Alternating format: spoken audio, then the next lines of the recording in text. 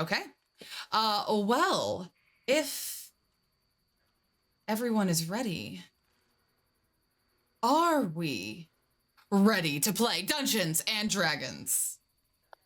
Dungeons Hell and yeah. Dragons! Dragons, hell yeah, we are. Dungeons and Dragons?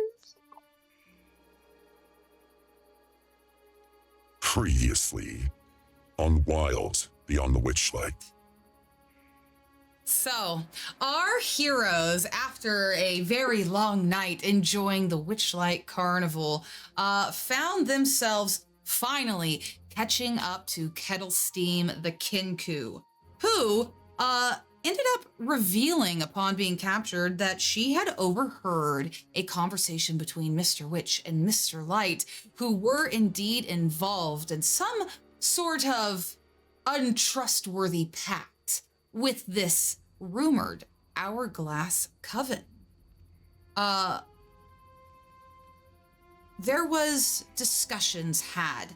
Could you trust Mr. Witch and Mr. Light? It did seem, in fact, that everyone else at the carnival admired them and respected them, but what was it about them that set Kettle Steam on edge and that got them tied up with the Hourglass Coven? You debated confronting them, but ultimately decided to go back to your roots and pull off a caravan heist. The intention of this heist was, now that Kettle Steam was your ally and she knew the location of the Fey Crossing, all you needed was to obtain a slip of paper that they kept with the incantation on it to tumble through a magical mirror. That wasn't the only thing you recovered during this heist, though. Cassian was able to pick up the evidence that Helv, his lost mentor, seemingly was after from Mr. Witch and Mr. Light that he had dropped before he himself had tumbled through the mirror, supposedly. But these pieces of evidence are strange. It's a stack of papers and letters and invitations from Zybilna addressed to a woman named Isolde. Kettle Steam led you all to the Hall of Illusions, where you witnessed a halfling man named Reuben, a young man who you had seen walking around with his girlfriend Ween throughout the evening of the carnival, finally had the courage to propose to her right in front of the Hall of Illusions, but unfortunately an accident due to a poor timing of a Tasha's hideous laughter machine caused his girlfriend to laugh at him, and due to embarrassment, Reuben ran into the Hall of Illusions to recover from social embarrassments. You all chase after him, and Kettle Steam followed alongside, and you fought off scary clowns that came crawling out of mirror portals, and finally made it to the mirror where Reuben himself was at, where a girl in a pig mask reached through the portal, grabbing him and yanking him to the other side. With that, the Fey Crossing discovered an incantation in hand. You said goodbye to Kettle Steam and promised to save Reuben and tumbled through the portal to witness the Feywild below you. And as you fell towards a splintered land, a mountain range, a marshy swamp, and an enchanted forest, in the pinnacle, the middle of it all, was a beautiful palace, obscured by a pink fog. As you tumble through the portal, gently falling through the sky and being caught by some effect that gently takes you down towards the ground.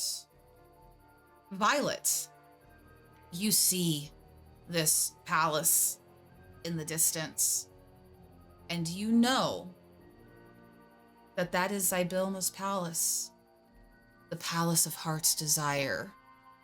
You've always heard stories about it. You've always imagined what it might look like, and you can almost see it in its entirety. If only there wasn't that damn fog obscuring the view. As you continue to float down, you eventually land on a broken bridge.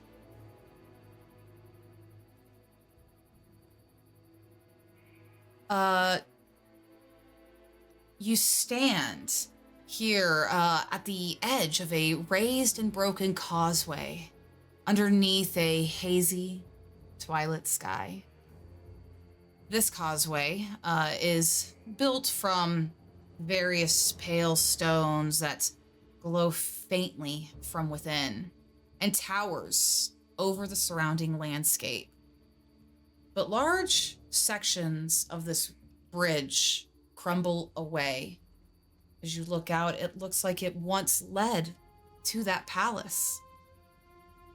But now it's just separated by large gaps where portions have collapsed.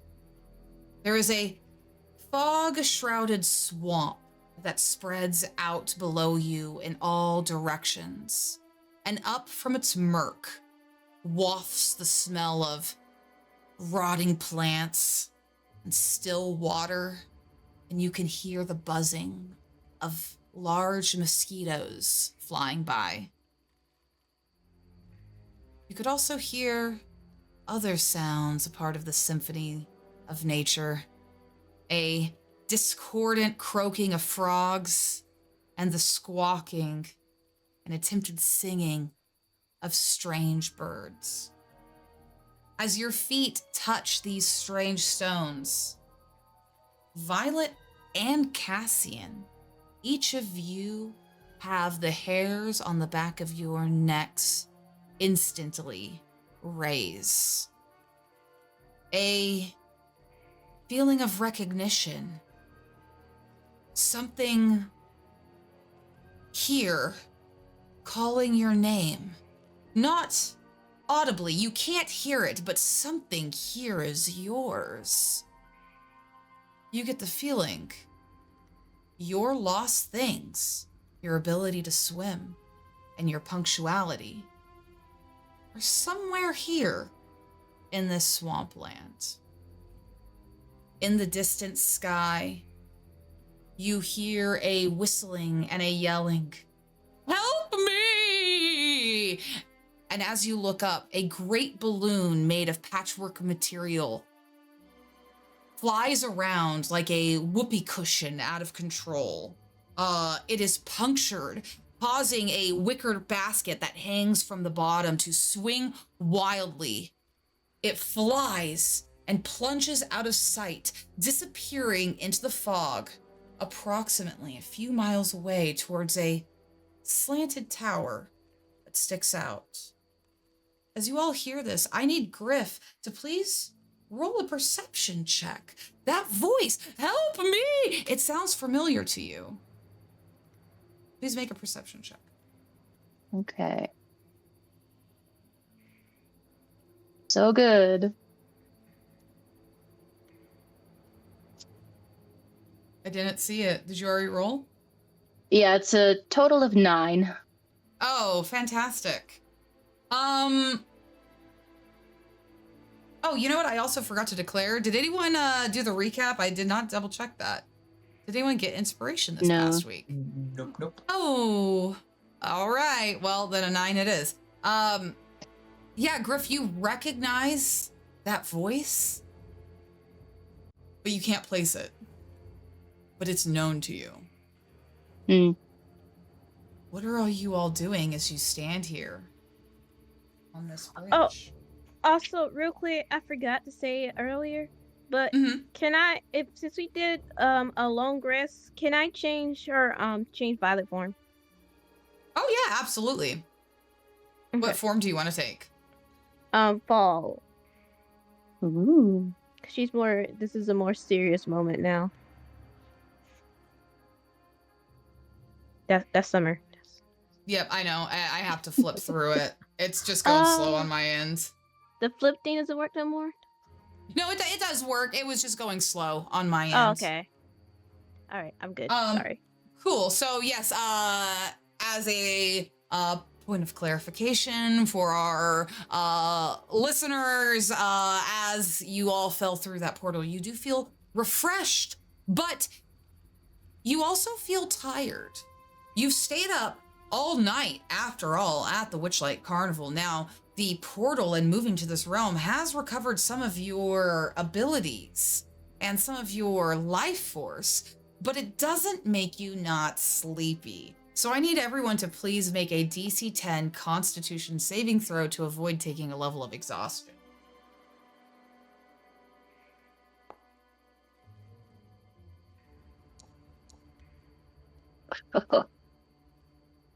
Oh no. Oh no. Oh my gosh.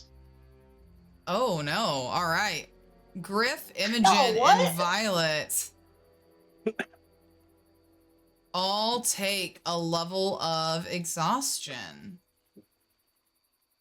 Oh, You guys yeah, have brother. stayed up all night. So how do you think that this is affecting you? How Can I? are you guys feeling?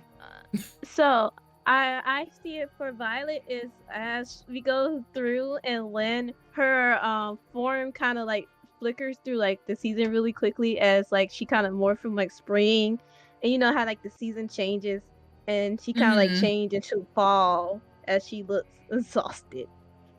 Yeah.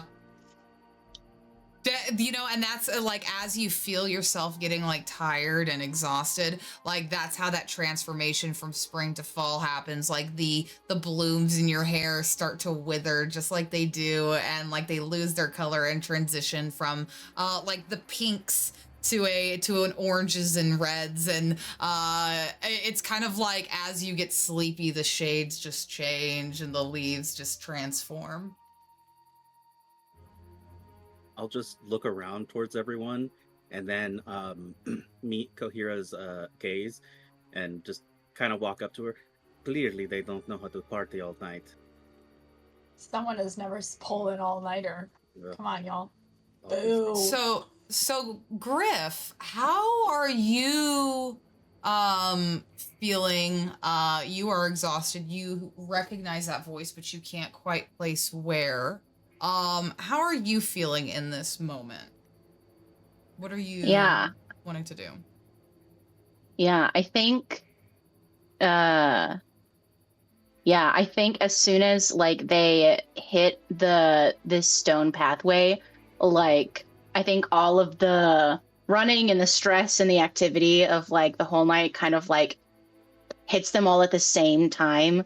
Like they did all this wrestling, they did the arm wrestling, they did the fighting, like they've done a lot of like physical stuff for many hours in a row. And like I think now that they have kind of gotten to where we're trying to go, like she just feels like she like hits a wall all at once, I think. Gotcha. Well, what is everybody doing in this moment? Who is taking some proactive action? We have two people who feel their lost things somewhere here in the swamp. We have a punctured hot air balloon that has just fallen out of the sky, and you are all standing on this broken bridge that is about 60 feet in the air. So what actions are we taking? I'm looking around and I'm like, I see the wonder on people's exhausted faces. But I think that when everything is vibrant, it all looks the same in black and white. And so it looks almost like dull for Kohira because everything is equally as vibrant, which therefore means that the baseline is everything looks about the same. So she's looking around. I think I'm feeling a little, it's like Cassian I can see is not exhausted, and he, I'm assuming, has some kind of like excitement or awe or something like that, and I'm disappointed in the lack of that. But as I'm like kind of going through that, I want to peer, I want to like station myself, but I want to try to peer over I want to see what's below us on the bridge. So like maybe I'm holding on to something on I don't know if there's like any part that juts up, or I want to try to station myself as best as I can and look over. Yeah, absolutely. So the bridge is flanked by kind of like these 3-foot rises so that you could like brace yourself on and look over. Go ahead and give me a perception check, please.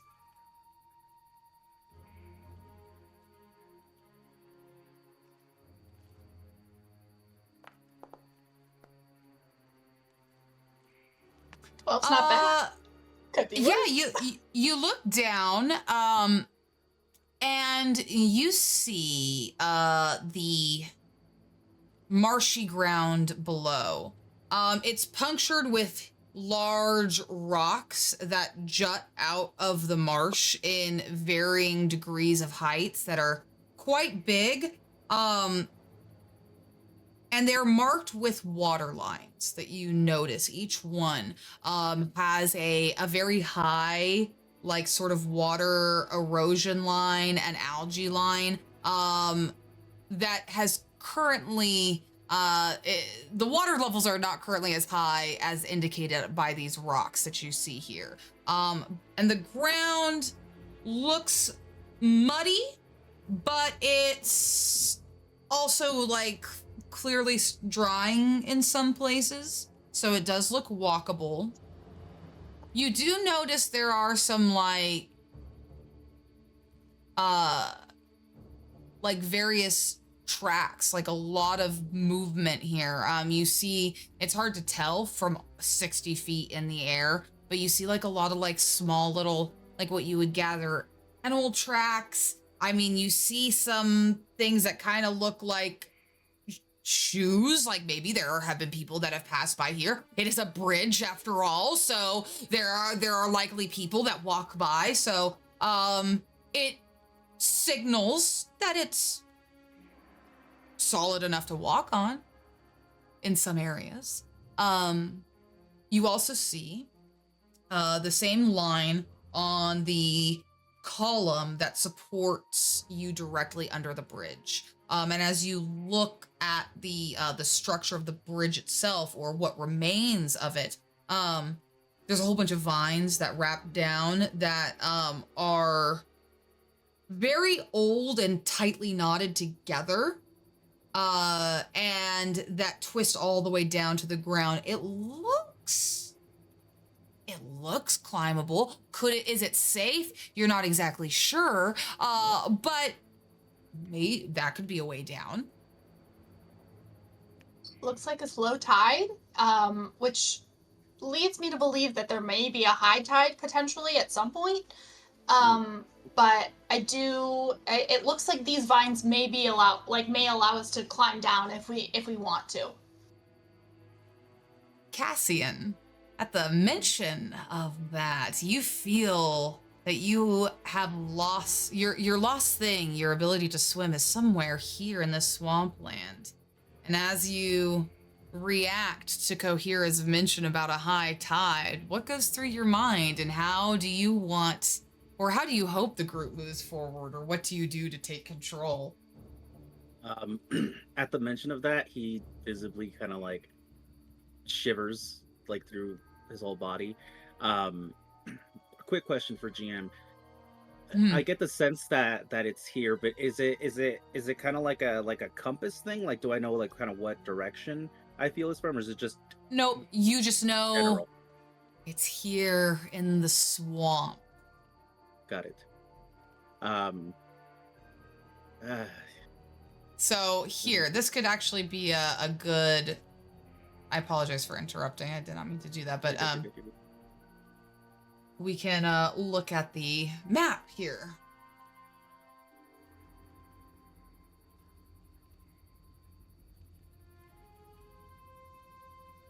So we have our token. With where we are at on this broken bridge, we can generally see the whole space of this land. Now, what we're talking about is this whole middle section. This middle section is the swampland. And somewhere here in the swampland is Cassian's ability to swim and Violet's punctuality. And you got this feeling upon entering the swampland. Right here is the hot air balloon that you all saw fall out of the sky towards this tower. And there's also some points of interest here as well. So why don't we have two people who haven't gone and done something yet, who would maybe want to look out beyond in various directions? Sure. I Oh, go ahead. No, I was just saying I could look around too with you. Imogen. Okay, go I ahead. think. No, just go ahead and Violet and Imogen, go ahead and give me 2 perception checks. While you guys roll for that, I'm going to come back to that because I want to reorient back to Cassian. I had an ADHD moment. Cassian, how are you wanting to proceed here?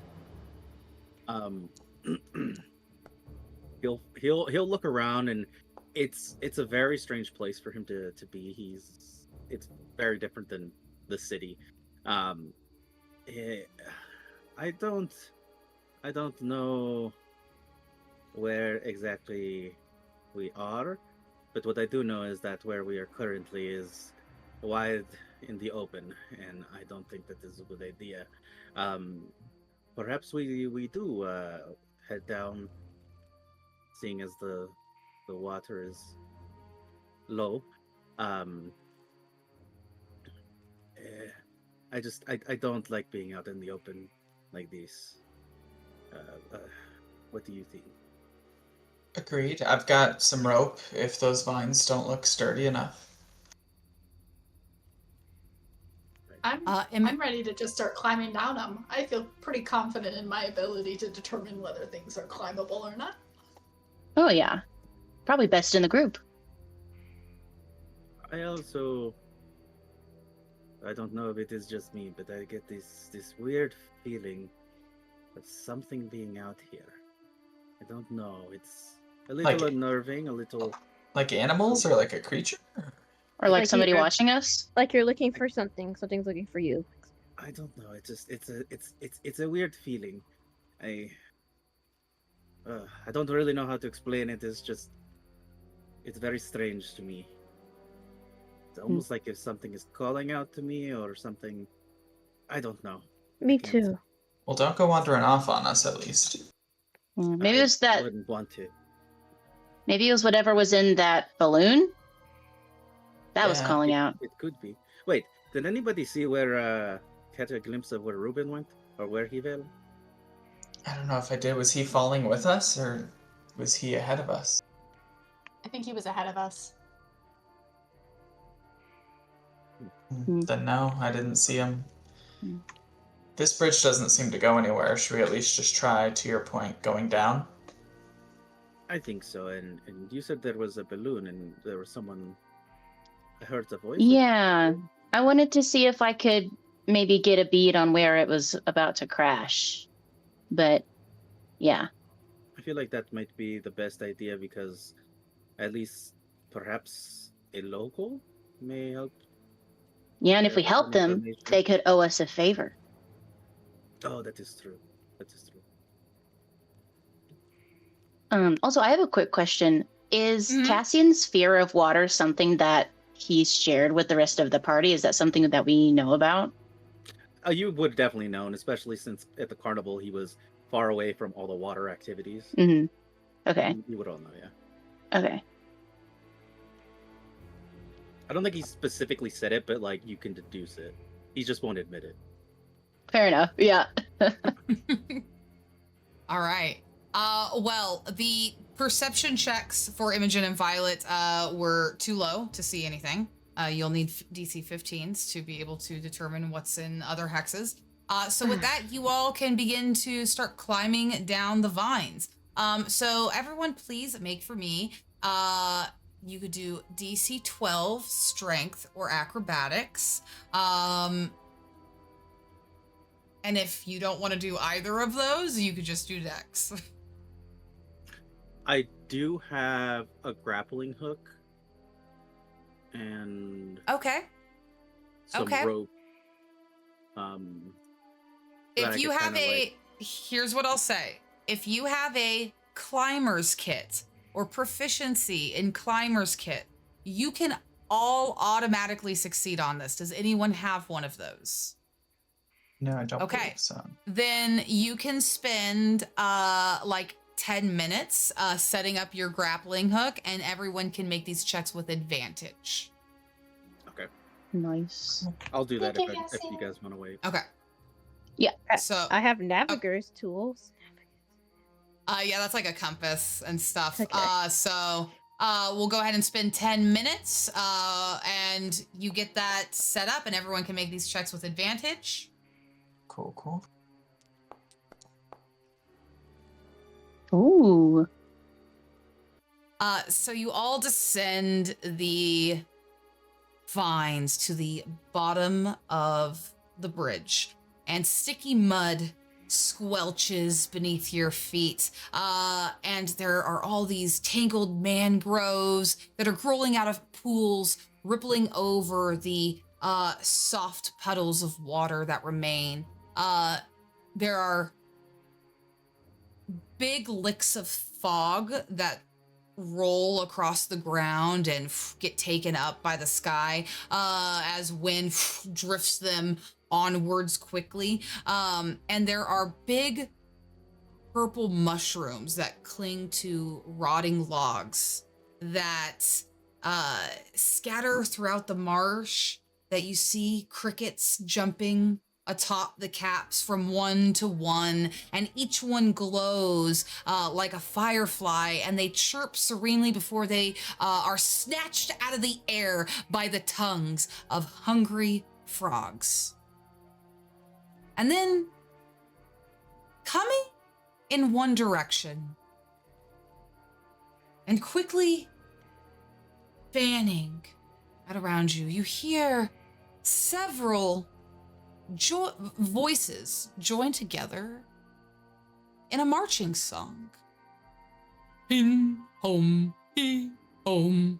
The singing grows louder and louder as you see there are 6 bipedal rabbits that are wearing clothing that emerge from the fog. Each one stands at somewhere between 5 to 6 feet tall and wear various vests and jackets and trousers, and are marching together in a uniform, wielding weapons, sort of like faux soldiers. And the singing grows louder and louder as they approach.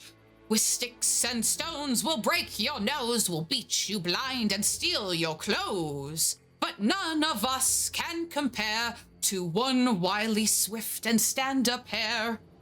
Scarf that's glorious, thief notorious, his deeds are truly meritorious. With a wink and a grin, he'll show you his cunning. With a flash of his scarf, he'll take off running. Quick as a bolt, he'll take off a trail. Gasping and gasping, you'll end up flailing and fail. You'll pout, you'll moan, you'll huff, you'll sneer. Thanks to Agdon Longscarf, brigand prince of Prismere! Ho ho ho! And they all clap and cheer together as they approach you, and they say, "Whoa ho ho! Oh, hold there! Oh, wait a minute, friends, gather round!" And they sort of, one snaps their fingers and motions for them to fan out. Now, hello there, newcomers. I see you've arrived on the Queen's Causeway. Yes. Oh, we are out for our normal patrol, and you are not the first to pass through here, so we will take our fee for this. My friends, is a robbery. If you resist, we will beat you black and blue. If you know best, you'll know what to do. And, they sort of gesture for you to hand all of your things over. What are you all doing? I would like to nudge Violet and be like, "What's the etiquette with rabbit people?" Do can I roll to see what these guys are? Yeah, go ahead and give me a history check. History check. Come on. Ah, but then I have exhaustion. Yep. I So don't like being exhausted. so you don't know who these people are specifically. Like species wise, can I get that? You do. Yes, you do. You would know that they are a species called Herringon, and that is what the only thing that I'll give you. Rabbit people are Herringon. I just whisper like, I'm tired. I don't remember. I don't know. They're called Harrigan rabbit folks. Yeah. Ah, tired, I see. Then you're by no means in a position to resist. Please hand over the goods. They said they would fight us if we didn't give it over, right? Mhm. Indeed, we did. I'm asking you. I just want to make sure. Oh, yes. Okay. Yeah, they did. Yeah. Okay. I'm gonna go over and I'm gonna like to these ones here. Okay. Oh gosh. I am gonna start something. I'm so sorry. I'm gonna go over and I'm gonna be pretending to like grab for my pockets, and then when I'm like in front of them, I'm gonna cast Thunder Wave at these two. Okay. Fantastic. So, Kohira, position yourself where you would like to move to when this happens. All right. Now, you unfortunately cannot cast Thunder Wave, but you do trigger combat as you approach them and begin to perform the somatic components and say the incantation you need to cast the spell. Everyone is going to get added to the initiative order, and I need everyone to please roll for initiative. I appreciated the sneaky effort, though. Wow. Sorry, I was like, I don't think that there's a way that we're gonna get out of this, and I might as well just start something. No, I Said no. actually love that. Like, I thought it was a clever idea trying to get a jump. I think saying no would have caused the same reaction. Or if you just punch them, because there's no somatic components. Oh yeah, or like a. It should have been me.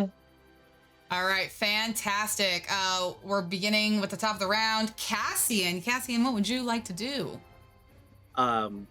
Quick question before: Are we in the water? Technically? You are not. Or is it Well, like mud? it is mud. There is if there was going to be water, it probably would be where you are at, but there is no active it's receded. It's dried up. There's no flood. Okay, so no difficult terrain or anything like that. The only thing that would be like, there is no difficult terrain here. I'm not gonna.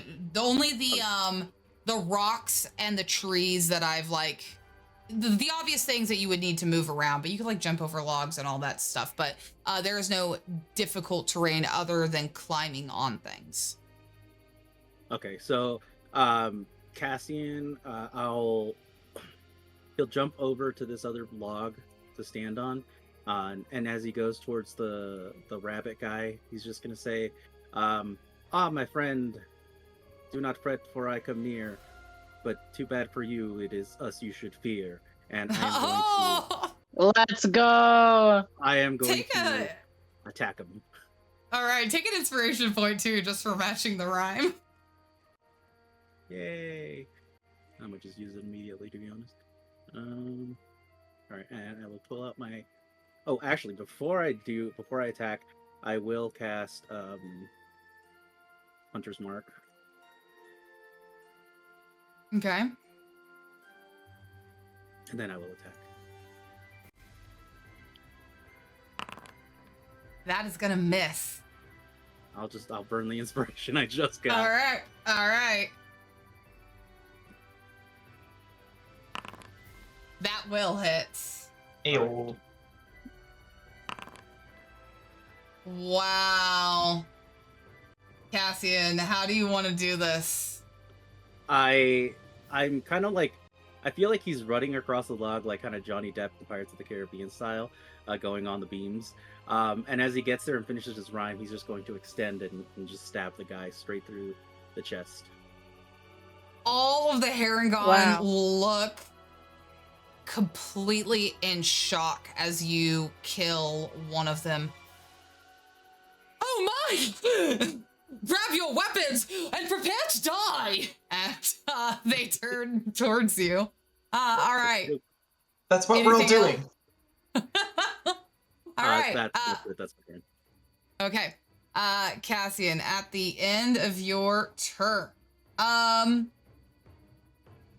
there's gonna be this brigand with a halberd who is going to run up about right here,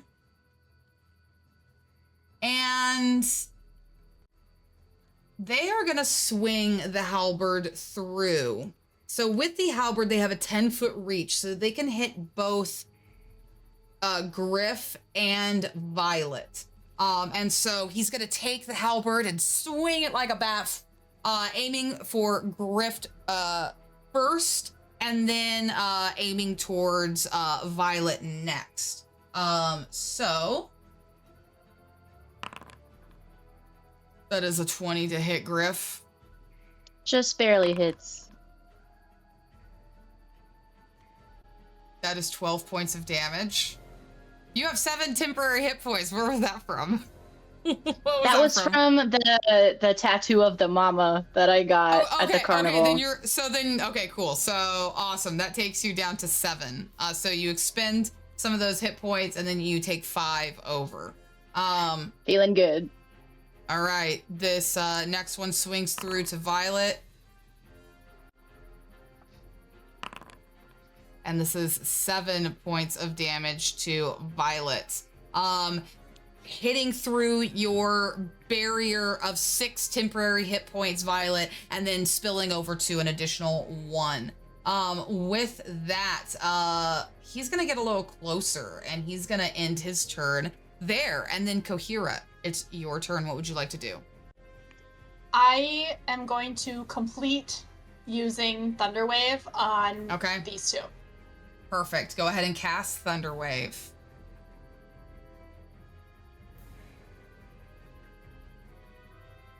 I'm going to start with this guy here. Go ahead and place your template. He succeeds, and then the second guy fails. All right, so go ahead and roll damage. All right. So the top Harengon here, the sniper, is going to take 4 points of damage, half. And then the skulker here is going to take 9 points of damage, instantly bloodying his ear as you watch as his rabbit ears are pressed down to the side of his face really hard as he gets pushed back 10 feet. Awesome. Kohira, what else do you want to do?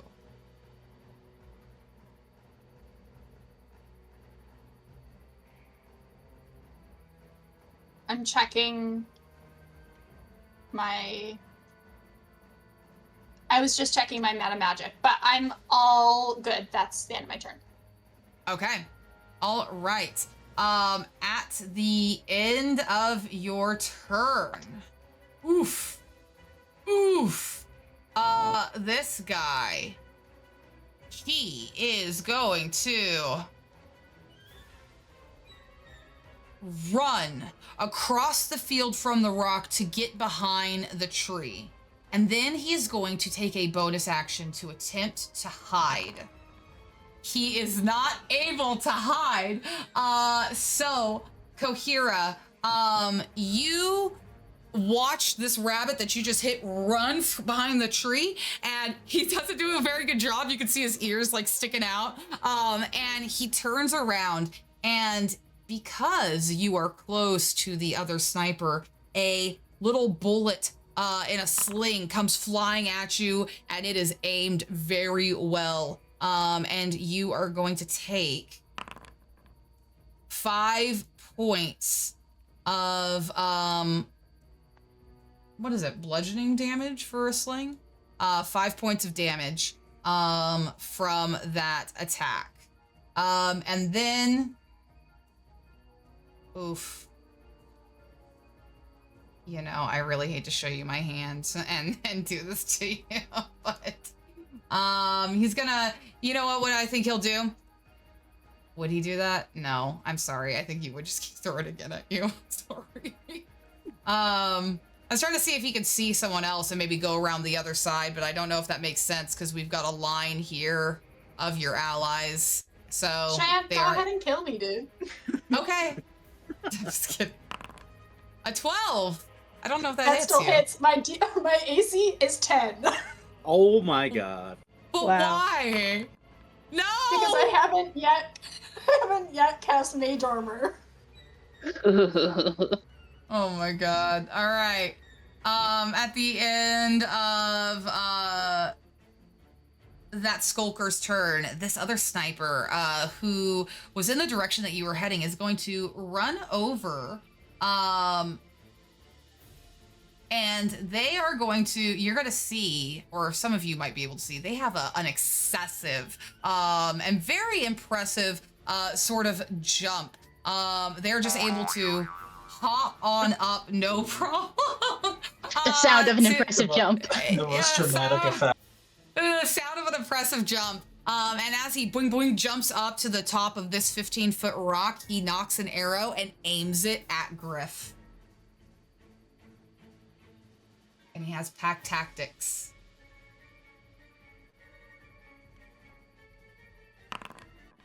A 23 to hit Griff. These rolls.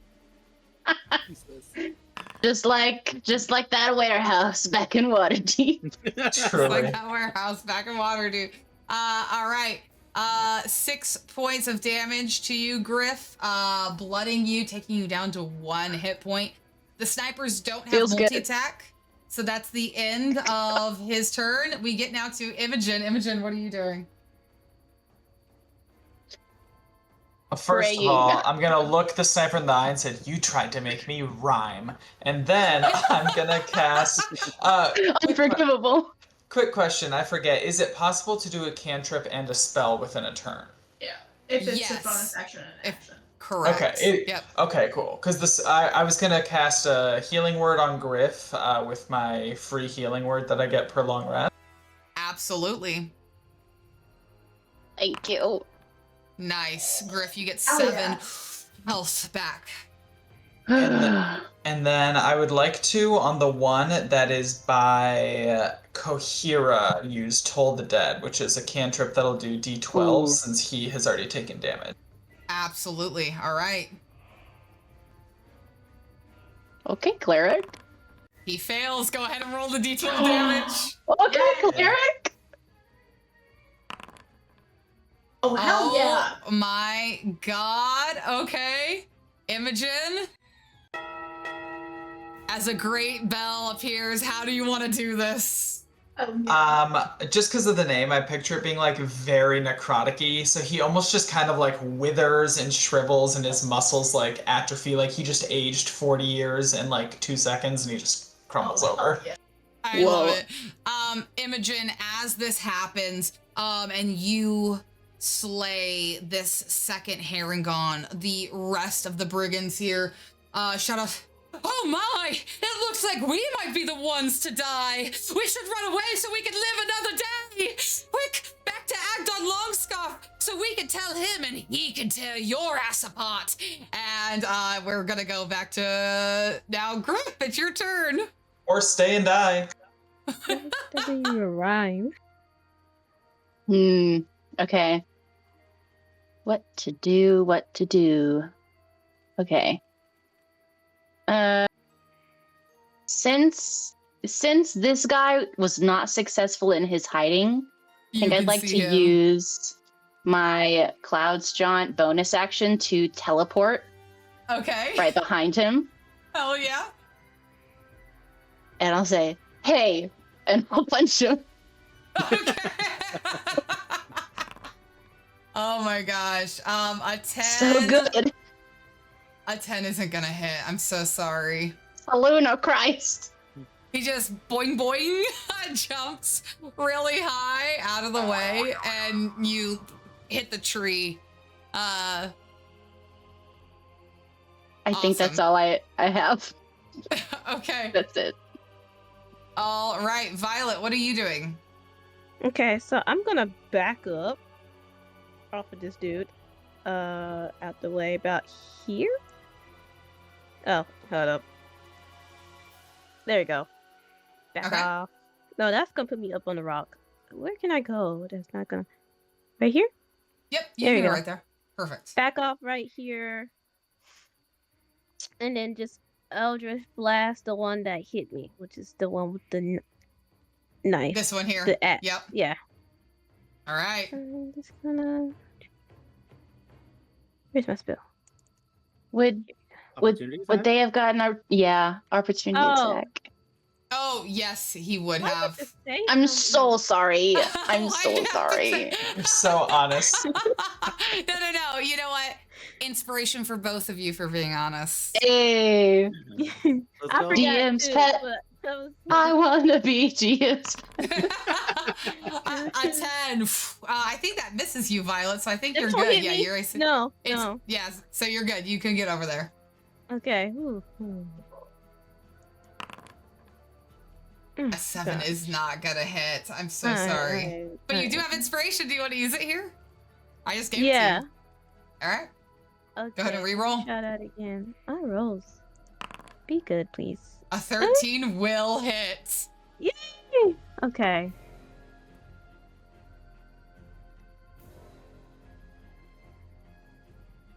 Where's the... Okay. There we go. Damage. Damn. Wow. Violet, you conjure a mote of eldritch energy, and as you blast him, you instantly bloody this brigand. He is looking like another hit might take him to death. Maybe. We'll see. Awesome. Is there anything else that you'd like to do with your turn? No, that's it. All right. At the end of your turn, it's this brigand, and he's like, goodbye, and he's gonna dash, and he's gonna get the hell out of here, and he leaves the combat. And we're back at the top of the round with Cassian. Okay, I am going to target the sniper. And I'll switch to my bow. And I'll say, yes, try and run fast, or today might be your last. And I will bonus action. I will move my hunter's mark to him, Okay. and then I will shoot. Unfortunately, that is gonna miss. Yeah. That's it. All right. At the end of your turn, it's going to be this Harangon who is going to say, peace out, and he's gonna dash. And he's gonna run away to try and live another day. All right, Kohira, you're up. There are 2 Harangons left on the field. What are you gonna do? I'm going to Sorceress Burst after this one here. The one who, like, really, really fucked me up. Okay.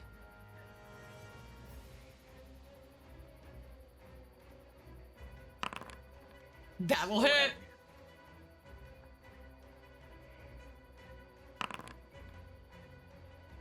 Oh my god, Kohira, how do you want to do this?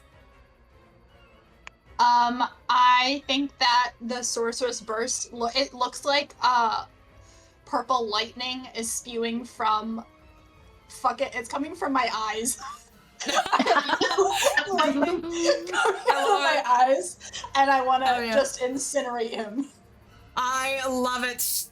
He fries up. It's kind of like that cartoon thing, you know, where when he gets electrocuted and you see his bone structure from the inside, and even his like ears like light up, and then he falls down completely electrocuted in front of Griff.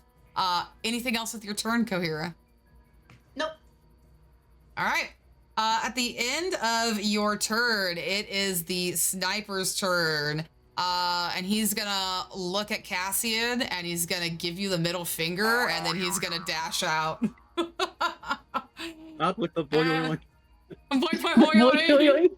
And with that, we are officially out of initiative order. You all have successfully scared off the Herringon brigands that attempted to rob you and got to keep all of your shit. But some of them did obviously get away, and you suspect you might see them again. And whoever this Agdod Longscarf guy is, who's that?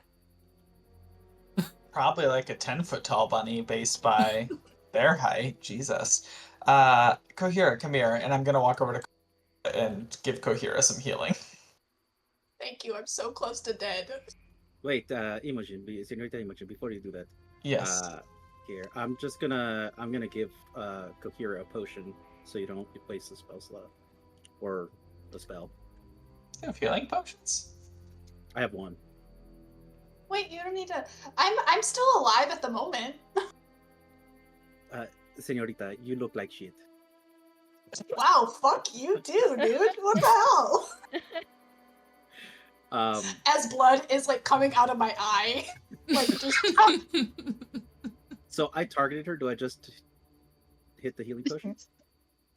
I don't know if just hit the healing potion. Well, awesome. 5 points back to Kohira. Something. Okay. I appreciate you. Do you need more? I'm okay for right now. I'm gonna take a second and I'm gonna mage armor so that I feel a little bit like more dexterous and like maybe people can't hit me quite as easily. So I'm gonna take a second and do that with my once a day no spell slot thing. We're just gonna step out from behind the tree and go, guys, let's just go back. I almost died. We just got on the ground. I have to leave. I still have a lot more heals left. Do you need more? No. Also, I don't think we can. We have to find Zybelna, I believe. And also this guy, Ruben. Do we have to find Ruben? Yeah, we should probably find Ruben. Senorita Violeta made it seem like this place was very nice and welcoming and pretty and everything, and this place is terrible. It can be, yeah. Yeah, I was expecting more like Tea Party vibe. Right? We just get mugged. If I ever see one less. of those rabbits again. It's On like site. any other place in the material plane. You get mugged there at times too. I don't understand. Not as soon as my feet hit the ground. I don't know why you're complaining about. That was pretty fast. Yes. Okay, well then where do we head now? Did anyone see where the balloon man went, or maybe where we should be headed? Yep. So, you guys have this is where you've had your first encounter here in Prismere. We are now like, oops. Are you guys all on this map? Oh, here we are. You guys are coming over. Cool. So now this is where it's all on you. Everything from here on out is your direction, your choice, your decision. So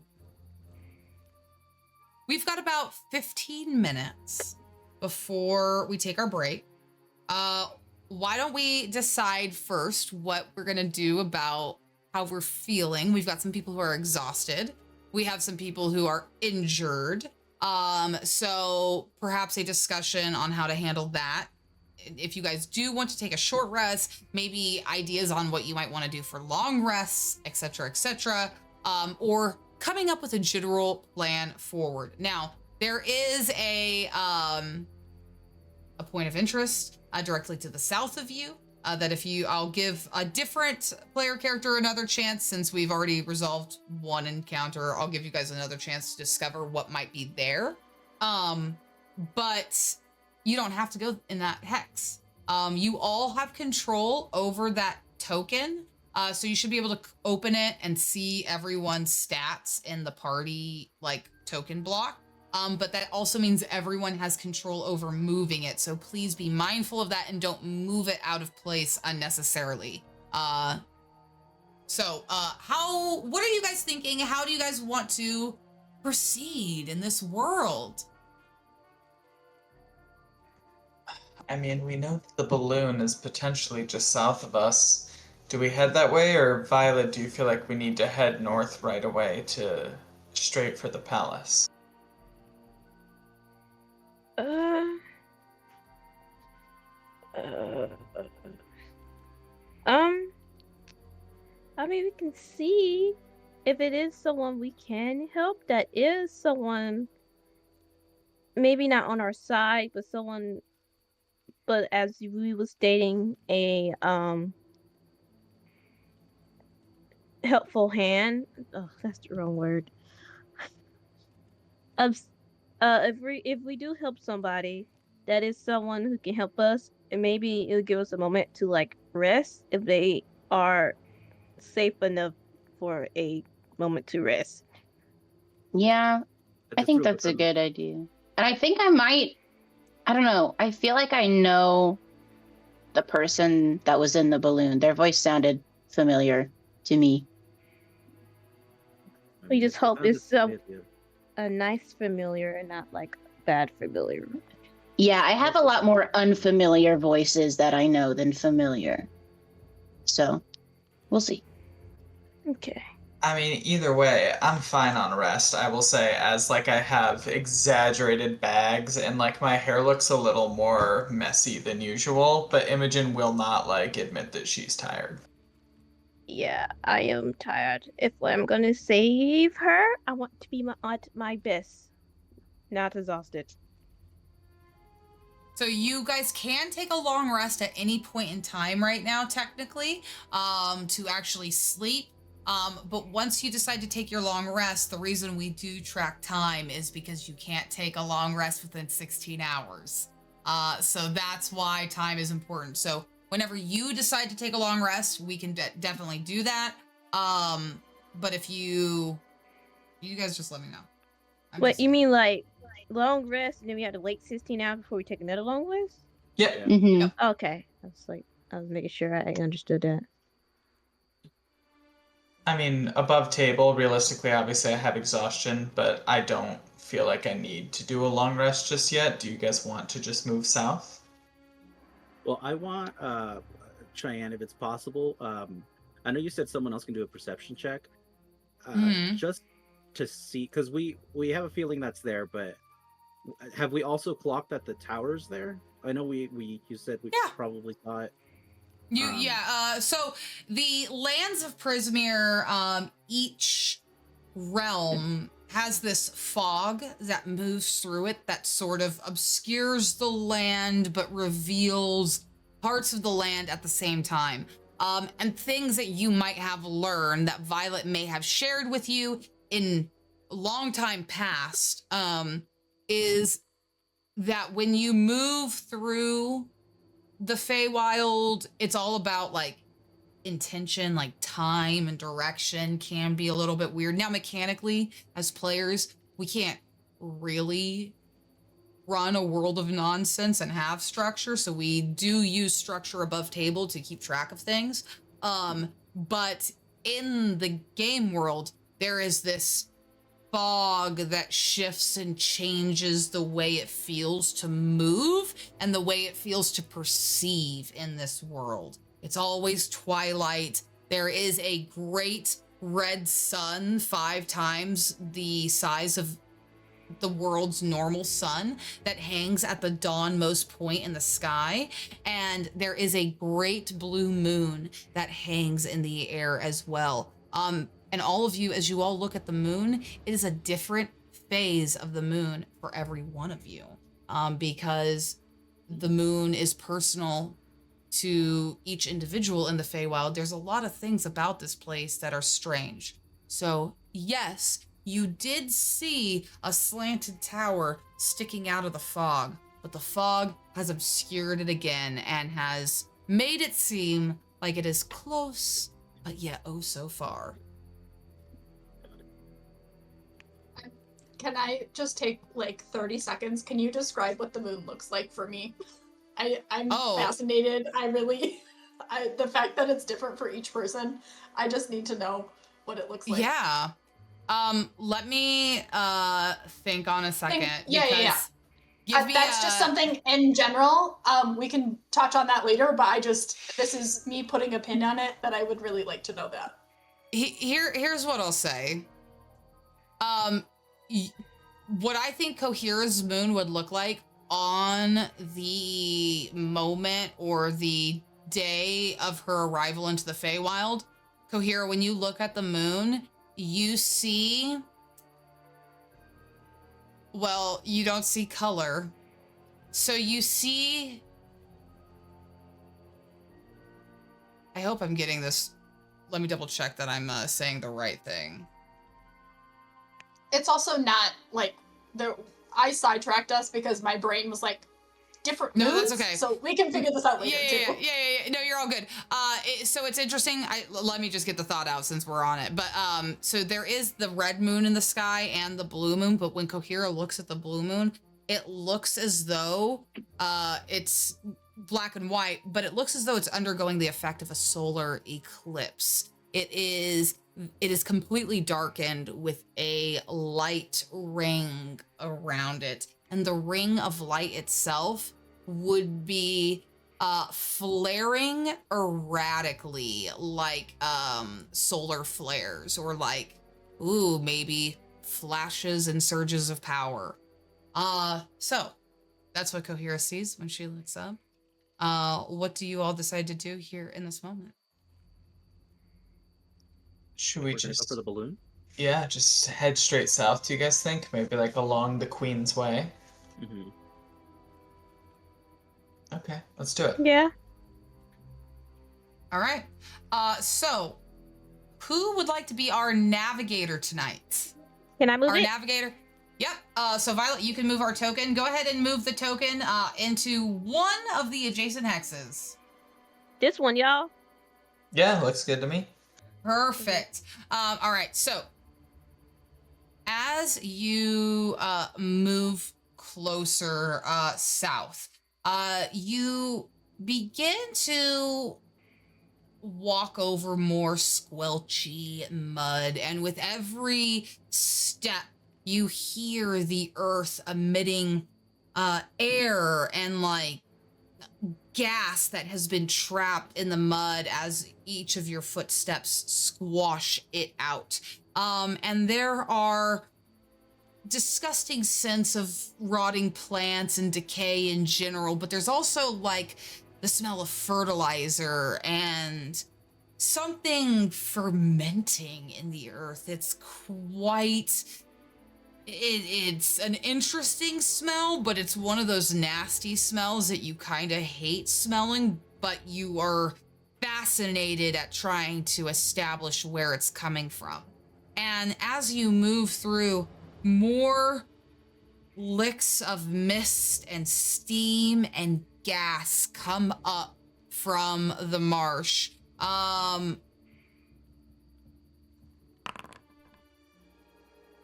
You all begin to come down with an extreme case of hiccups. All of you feel this bubbling in your esophagus and in your throat and are compelled to hiccup. You notice it is disrupting your patterns of speech and, well, could even affect spells that have verbal components to them. I need everyone to please give me a DC 10 Constitution check here. This is a Constitution check, not a saving throw.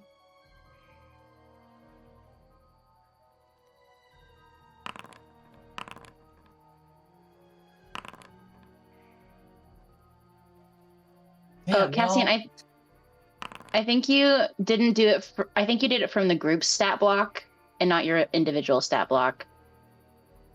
Because it didn't have, unless you just have a +0. You're muted, Eliseo. I have a +0. Okay, never mind. Forget Nice. about it. I am frail. Griff, I don't see yours. What'd you get? Sorry, I'm about to roll. Okay, Okay. 14. Griff, you're the only one that stops hiccuping. Everyone else is going to experience. Everyone else is going to experience the effects of the hiccuping for another hour. At which point they will have to make another Constitution save to try and end it. So you won't be able to cast spells with verbal components while you're hiccuping. And you'll also have disadvantage on stealth checks to hide when you're hiccuping. So that is the marsh gas that you walk through, and we'll move the time forward 1 hour as you proceed. All right, Violet, go ahead and move the token another hex, please. We going down one more? Yeah, I However think you want to that's go. right. I just want, I want the group decision. Yeah, perfect. Right here. There we go. Awesome. I will flip this marsh gas token over. We're going to advance the clock by another hour, and I would like everyone that is still hiccuping to go ahead and give me that Constitution check again to see if you are going to get rid of the hiccuping. Nice, nice, nice. All right, everyone stops hiccuping. Whew, good thing you guys got rid of that. The gas is cleared. You've made your way out. You're beginning to smell the, well, there's at least a breeze here in the swamp. It may not be fresh air, but at least the hiccups are gone as you continue to approach the tower. So one more hex for me, please, to get us to this tower. I'll go ahead and move us here, and we're going to advance the time by 1. So at about 11 a.m., you will all be making it to this tower. And this is where we're actually going to take our break. I'm not going to describe anything quite yet until we come back. That way we've got a really good transition. So I will see you all in about 10 minutes. Sounds good. See you then. Yep. Goodbye.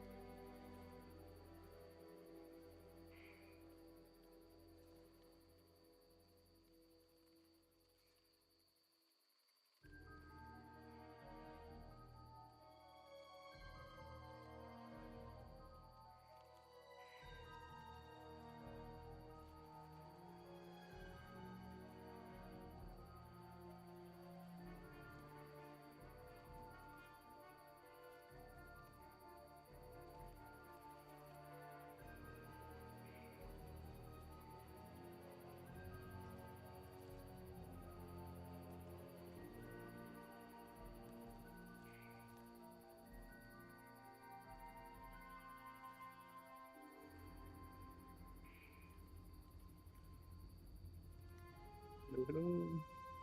Hey, how's it going? Pretty okay. How's it going with you guys? Good. Just chilling. I don't have work tomorrow. I took the day off.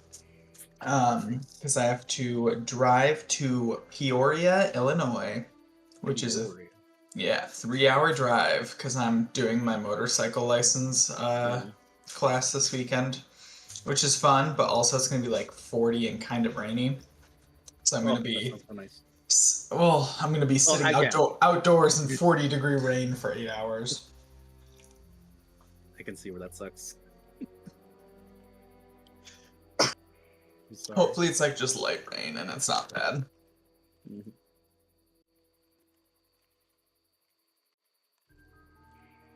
So excited for you to get your license, though. Thank you. I'm very excited. I can't wait. Will you be able to drive the bike that you built? Oh, I already drive that one all the time. Oh, is it like It's like the class illegal. of it?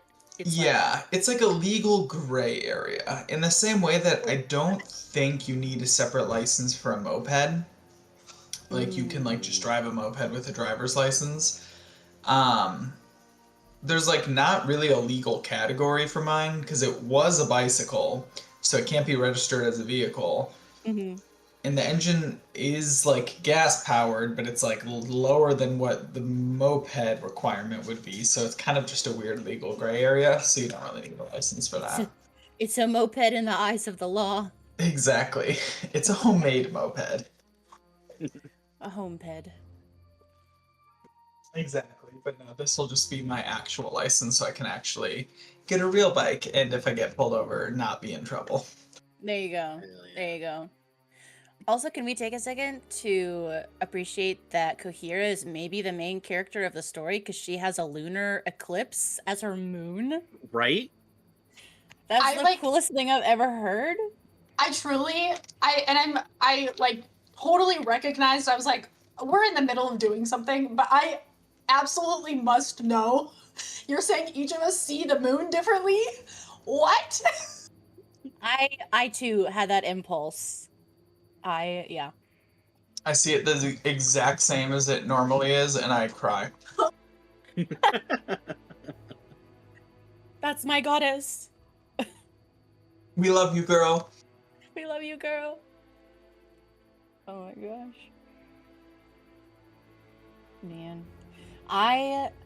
Meg has an idea of who this person is that we're about to meet. I'm so sad I rolled so badly. I'm pretty sure I know who this is. I rolled badly this whole Do you time. want to share or do you want to wait and see if it's right? I'll let it be. I'll let us all find out together. Someone we're gonna have to fight? Yeah. I had a run-in with an ancient black dragon back in the day. You know. Everyone is someone you gotta fight if you say the right words. Hey, Yeah, let's go. Or if you pretend like you're going to give them what they want and then cast a spell on them. It like may have. It was never gonna work, but like maybe it would have. I thought it was. We don't know. We didn't even have time to find out. Nope. I loved it. I thought it was so good. I apologize. Sometimes you're just No, like, it was I was like, I don't think there is a way out of this that like we come out scot-free with all of our shit. And so I don't know, man. until Eliseo pulled out all of his slam poetry. We could have had an epic rap battle. Part of me wanted to like just be like, well, I'm not gonna give it from you, or I'm not gonna hand it over, but you can take it because I know that's technically like against the rules in the land. Mm-hmm. Just to see if they would go for it. Is that Yeah. against the rules? Like be rude? The rules of conduct. Yeah, the rules of ownership. Mhm. Yeah. So I know. like, basically, they were trying to like bluff us because they say you have two options to give us your stuff or not, and if you would willingly give it over, it's you giving them something. I thought about doing that, but I don't know if Imogen would actually know that, so I was like, nah, we're gonna let that go. Yeah. Yeah, I don't know how much of the rules me as the character would know. You would know. I've got a 7 to wisdom. There's no way I would know. You would know, because if I recall correctly, now this might actually be me incorrect, but I believe when you met Madrick and you were in his cottage and he was explaining Yes. Prismere, he would Yes. have told you, because first he was like, yes, I honor hospitality. Yes. And then he gave you the gifts and he warned you about the rule of reciprocity. And then Yes. the rule of ownership came up as well for some Yes. reason. Yes, I do you're recall right. that now. Yeah. I feel like I would know a good. I feel like me. I feel like Violet would know a good bit, right? So it would I be also 2. forgot to roll the D8 for the encounter die for that last hex we went through. So next time, it was the first time, because it wasn't a point of interest or an adventure location. But next time we move through random hexes, call out, hey, we gotta roll that random encounter. Cool. Any other questions before we jump back into it? Ooh, my stomach. Okay. So, you all make your way through the marsh gases.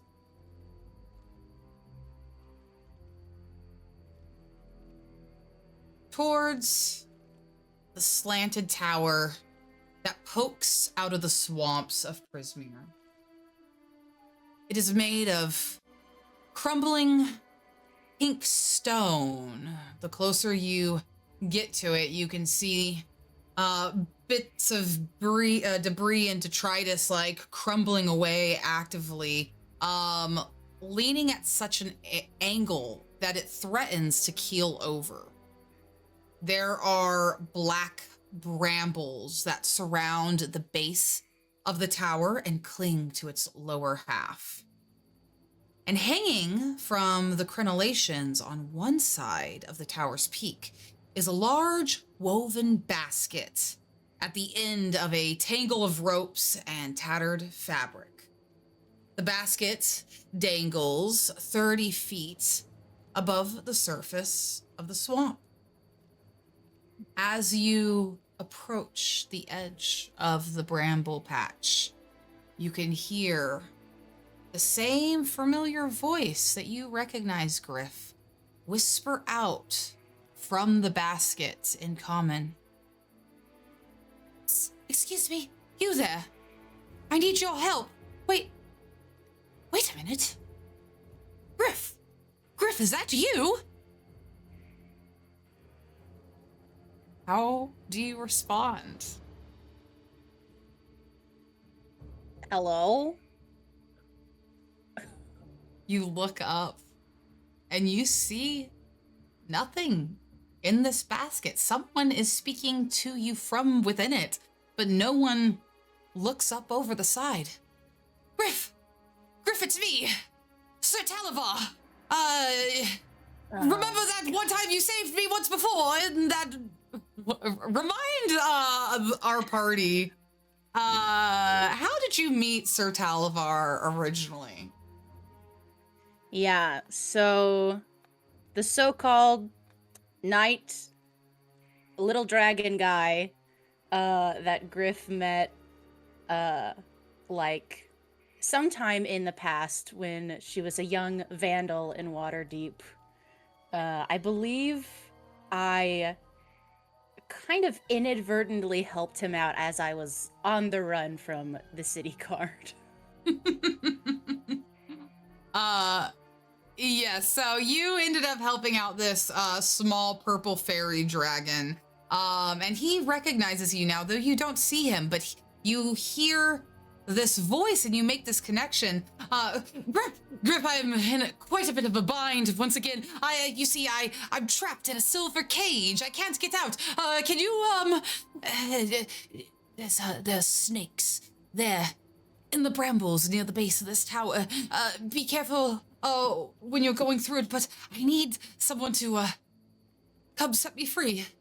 Please. Jeez, okay.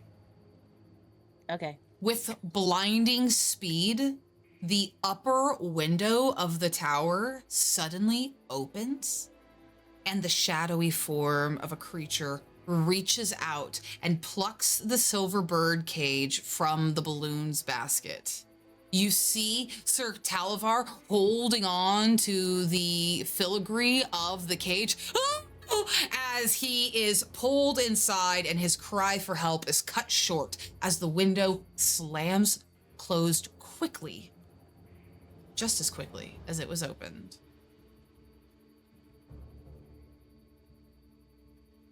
What's Go ahead. incredibly rude. Go ahead and everyone make perception checks for me. Your birds on.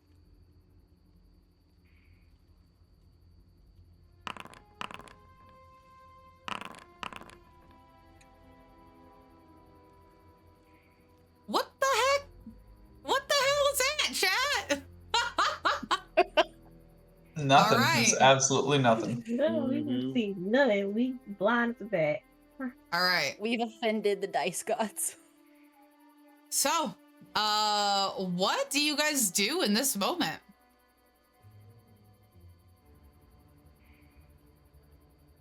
I think if we know the rules, I think Imogen has a hunch of like hospitality. Let's go knock and ask if we can come in. Yeah. Did you not see that giant shadow that just snatched him? Well, yeah, but We have to it's got a house. save him. It seems kind of bad to leave him. I mean, we don't have to, but I don't know. He did seem to know Griff. That is kind of a bad look if someone calls you out by name for help and you Yeah. just like, you know. I mean, Unless it was a I wouldn't trap. say I love the guy, but I feel like we should. Yeah. Yeah, this place gives me the heebie-jeebies, but I will follow if I need to. So are we thinking sneak in or just ask to enter? Let's just walk in. I'm. Let's get this over with. Dude, none of these rules are church rules. I don't know how this shit works here.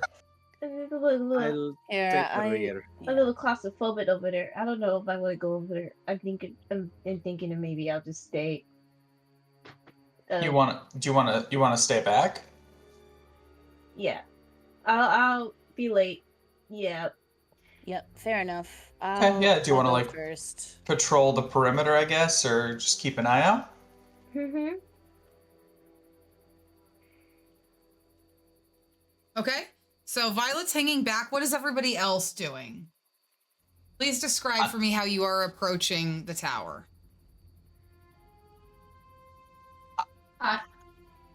I'm really dramatically on my tiptoes, like a toddler that's trying to sneak, and then they're like, they do the little like hand curling thing as they are up on their tiptoes, and they're. Okay. I don't think I'm actively trying to sneak in, but that I'm maybe putting on the guys. Actually, I guess yeah, I am actively trying to sneak. Okay, go ahead and give me a stealth check. Cassian, as he's walking through, he has his rapier out, kind of poking and moving the bushes or the bramble that's around, because the guy said there were snakes, so he's just kind of keeping an eye out. Okay, so let me resolve what Kohira is able to do. So Kohira, you're able to get right about here. Cassian, actually you can get right here. Cassian, move your token to where you are at, where you're poking around in the bushes. And roll a survival check for me at disadvantage.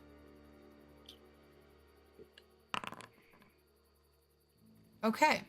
As you are poking around, you poke right where a constrictor snake is, and you are surprised. And another one moves in the brambles behind you. And I need everyone to roll for initiative. Cassian's the only one surprised, though. Everyone else is hanging back. and kind of had a heads up, so everyone else is rolling normally.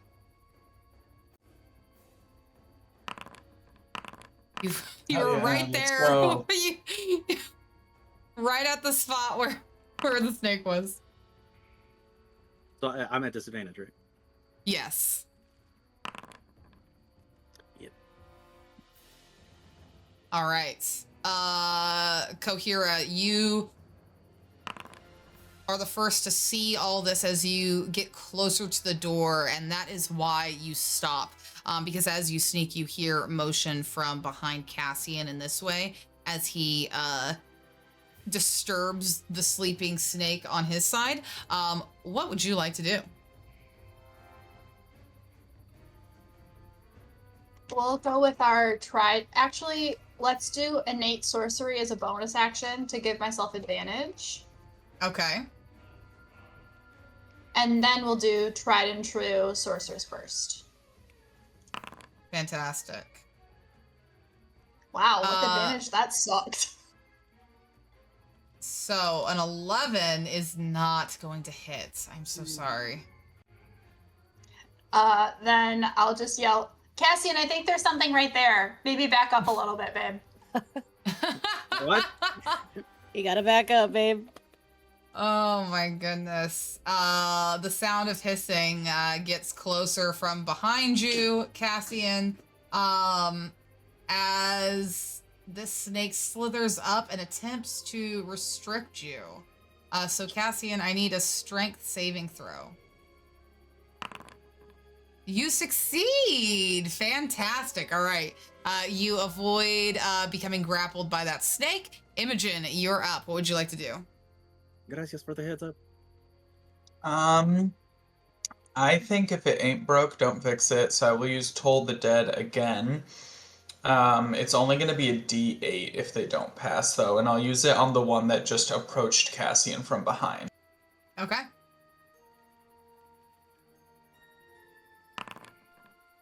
They succeed. I'm so sorry. Do you want to move or use a bonus action?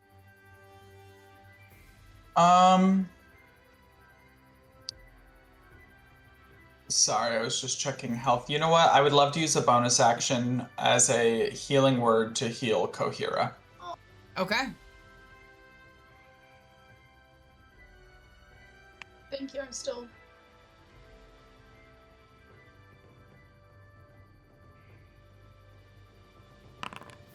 There we go. Awesome. 9.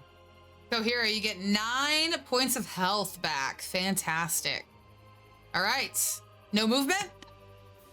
Then Griff, think you so. I'll stay are here. up. What would you like to do? All right. With the countenance of an exhausted suburban father, I am going to go over here and punch this snake. All right. The countenance of an exhausted suburban father. That will hit. Okay, I'm rolling twice for damage because of the savage attacker feat. Okay. Da, da, da. So the 8. 8. Oh, absolutely. You instantly bloody this constrictor snake. How do you imagine you do that? Just the exhaustion, and out of all of the Fae that we could have run into in this entire plane, we had to run into Sir Televar. I think she's just like so over it. So she's just with so little passion just punching this snake. All right. And then I'd like to use a bonus action to punch again. Absolutely.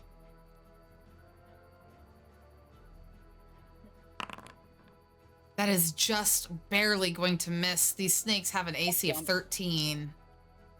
All right, that's all for me. All right. So going to the snake who attempted to bite Cassian, lashing out. A 12 to hit is not gonna do it. And Cassian, it's your turn. What would you like to do?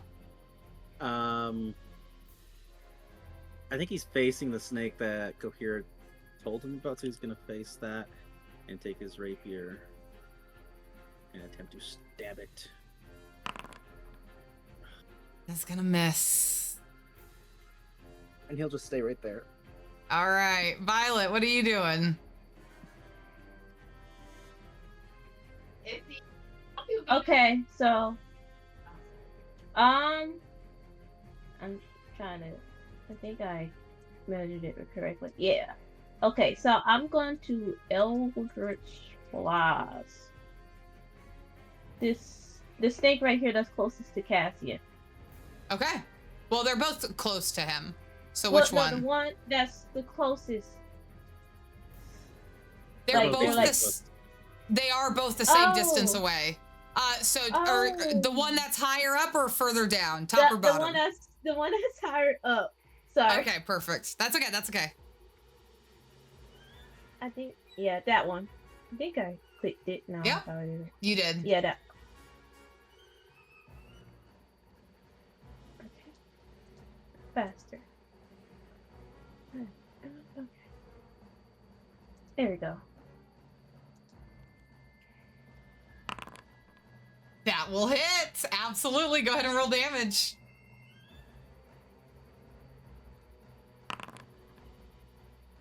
Wow. 2 points of damage to the snake, and its head turns towards you and it hisses. And you see a long tongue flicker at you, and its eyes flash with malice. Anything else with your turn? So that'll be it. All right, Kohira, you are up. What would you like to do? We'll do Sorceress Burst again.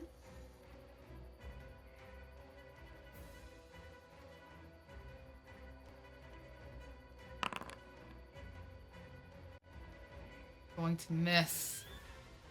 Oh, I think I'm supposed to have advantage from the innate sorcery. Mm-hmm.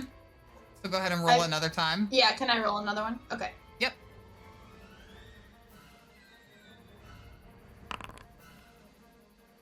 That's still Not going much to better. miss. Fabulous. Unfortunately. I'm just making a fireworks show around Cassian as I'm like, back up, babe! Back up! I love it. Kohira trying her best while the constrictor snake turns its attention towards Griff. And Griff, Been an honor. you are going to begin watching the snake quickly wrap itself around you and attempt to grapple you. So please give me a DC 12 strength save.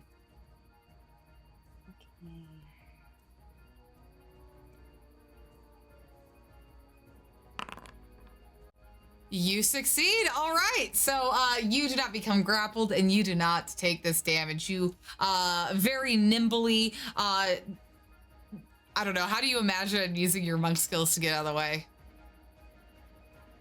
I think that as the snake is like moving towards and like trying to make the first coil, she just like keeps sidestepping and like with just the blank expression. Just Love not it. amused. Just dealing with it. All right, Imogen, your turn. What would you like to do? I know it didn't work last time, but again, if it ain't broken, don't fix it. I'm gonna use Toll the Dead because I'm really trying to hold on to Alright. my spell slots. I will do it on the bloodied one closest to Griff that just tried to grapple Griff. Perfect.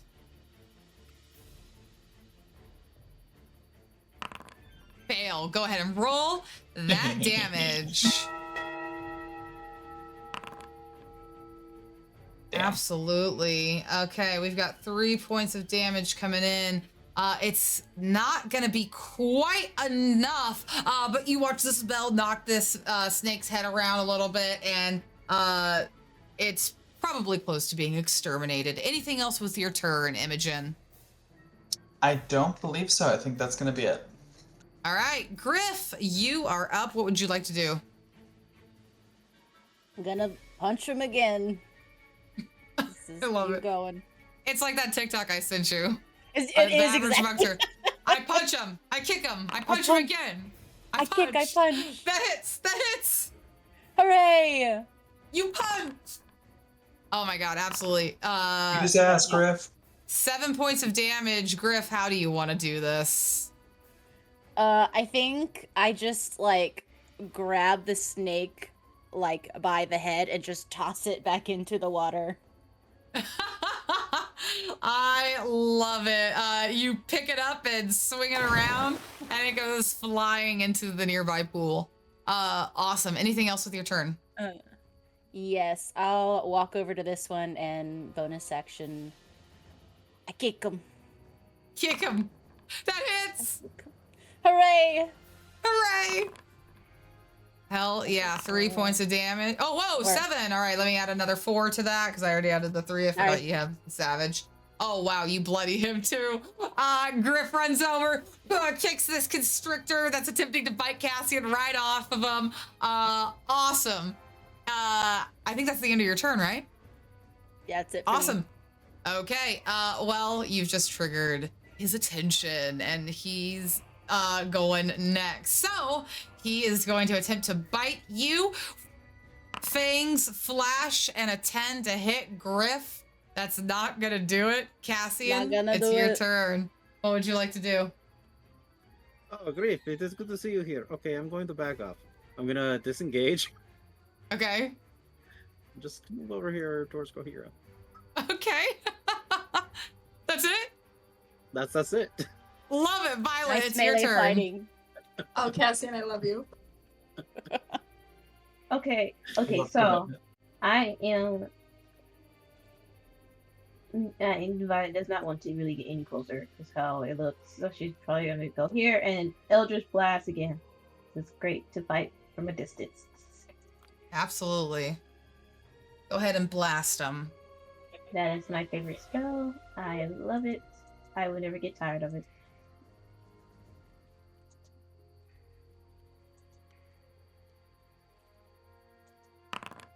Oh, yeah. That's gonna like hit. -2. Go ahead and roll damage. Roast that reptile. Bum Yeah. bum. All right. 1 point of damage goes flying. Hits this snake. Violet, do you want to move or use any bonus actions?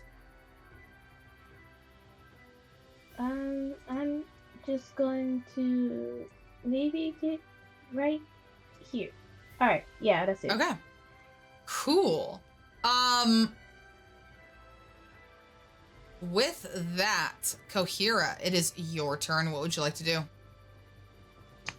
I, as my bonus action, I'm gonna be fussing over Cassian and like making sure I'm gonna be dusting off his jacket and like turning his head to make sure that he looks okay. And over my shoulder, I'm gonna do a sorcerer's burst while I'm like, Okay. Yeah. I love it. I think it kind of scrapes me over here. I like try to wipe it off with my thumb while my dominant hand is casting sorcerer's burst. That will hit. Incredible. Kohira, how do you want to do this? Let's go. That's just enough. I want to I want the flash of lightning that comes out of her hand to like scare the snake back a little bit into Griff's leg that's already out because she was kicking it last turn. So I want to like scare it into being killed by Griff. I've been holding my leg up for 6 seconds. I love it. You burst it back. It gets like a little bit of rigor mortis, so it really like snaps when Griff's foot connects with it. And with that, there is nothing but 2 floating dead bodies now of these 2 constrictor snakes in the water that have tried to ambush you, but you have seen to it they will not be bothering anyone approaching this tower. But you hear a creaking of a hinge, and you turn, and you notice the door to the tower has just slightly opened and made itself ajar. What do you do? I mean, I Throw that in. yeah, I feel like that's a Feywild invitation. Y'all just see that door become a jar. Wow. Sorry, I had to. Knock on it still.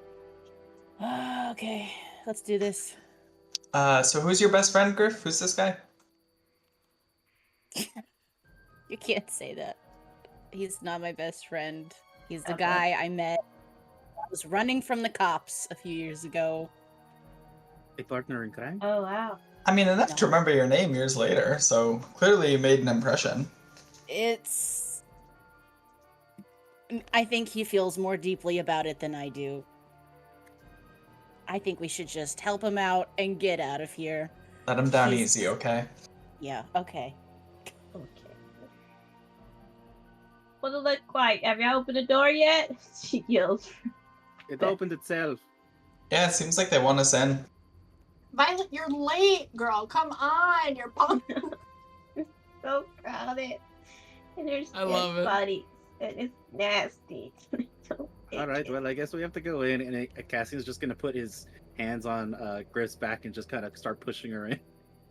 So Yeah, I'll Griff just goes Okay. first. go. My hands are in my pockets. My shoulders are stooped. I'm just... I my love bags it. have bags. Do we have So- to take into account the building is tilted? I mean, it is slanted, yeah. There is that That's not as up you to like code. walk in, you feel yourself kind of like walking in Santa Cruz mystery spot as you walk on in.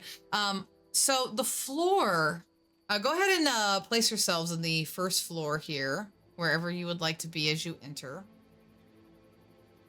Now,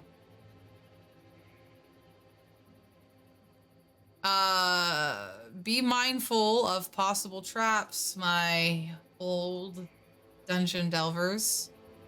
As you come in, you see that the floor of this round room tilts down sharply to the left, and nearly everything inside has fallen into a heap out on the left side. There are pipes that jut out of the walls and down from the ceiling, and some travel straight through the floor. Affixed overhead to the piping on the spiral staircase is a bell-shaped piece, off of which dangles a thin chain. There are supplies littered along the periphery of the room, including what appear to be long wooden stilts. There are a few barrels of carrots that are stationed prominently in the middle of the room, tied to one of the pipes to secure them in place from sliding down the floor. What are you all doing as you enter inside or stay on the outside of the threshold?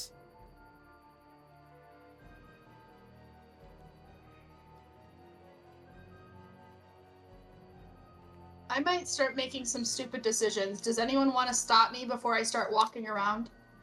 I'll do it with you. Yeah. Uh, Yeah, I was Be gonna do the careful same. with touching stuff. Honestly, all I was gonna do is just call out like "hello" and just like, but I don't have to do that if we'd rather sneak first. I mean, think I'm they pretty know sure we're they know. we're here. Housekeeping. Nobody touch anything, okay? I don't want to be longer than we have to. Yeah. This guy. All right. Do you want to lead the way up, Griff, or around? Yeah. Here. Before I like step towards the stairs here, I'd like to just check for any kind of traps by the stairs. Okay, go ahead and what are you looking for specifically by the stairs? Can you describe in detail what you're looking for or how Yeah. you're looking for it? I'm looking for anything that would like, if I step on these stairs, is that going to trigger something that will hurt us? Perfect. So like you're assessing the tops of the like the floorboards, all the steps. Go ahead and give me an investigation check. My strong suit. Ah. I mean, you are looking as well as you can, and you take your time. You don't see any traps or loose floorboards or anything of that like. Okay. I'll take a tentative step on the first stair. Okay. You hear the wooden floorboard creak just a little bit underneath your massive Goliath stature. Nothing happens. You can put both your feet down, and it supports your weight. Okay. Okay. Can I, like... Maybe this is nothing. This is just my weird instinct. Can I go, like, every other step? Can I do the things where you take 2 at a time? Yeah, absolutely. You absolutely can. That might be nothing. Griff, you can do that. There's no like acrobatic check. It's just skipping a step intentionally. So you walk over every step, and I'll go ahead and put you to the second floor if you're ready to go to the second floor. Yeah. Okay. What's everyone else doing? As I see Griff doing that, Cassian takes it to competition, and he's going to try to go 3 steps at a time. You son of a gun. Okay. Now I am gonna need an acrobatics check. This is a DC 10. This is a DC 10. It's 3 steps. You Oh my can gosh. do it. Wow. You can do 23. it. 20, baby! You would roll a net 20 on that. Yeah. You get up there, no problem. Yeah, Dang it. yeah, you pass Griff on the way up. All right, what's God. everyone I else flip 'em off. doing? Imogen follows them up the stairs normally. Okay, you can absolutely do that. Oh, Imogen. Oh, yeah. Wait, hold on. Yeah, let me move your token into these areas. No Okay. acrobatics Will for do. Imogen? She just said she's moving up normally.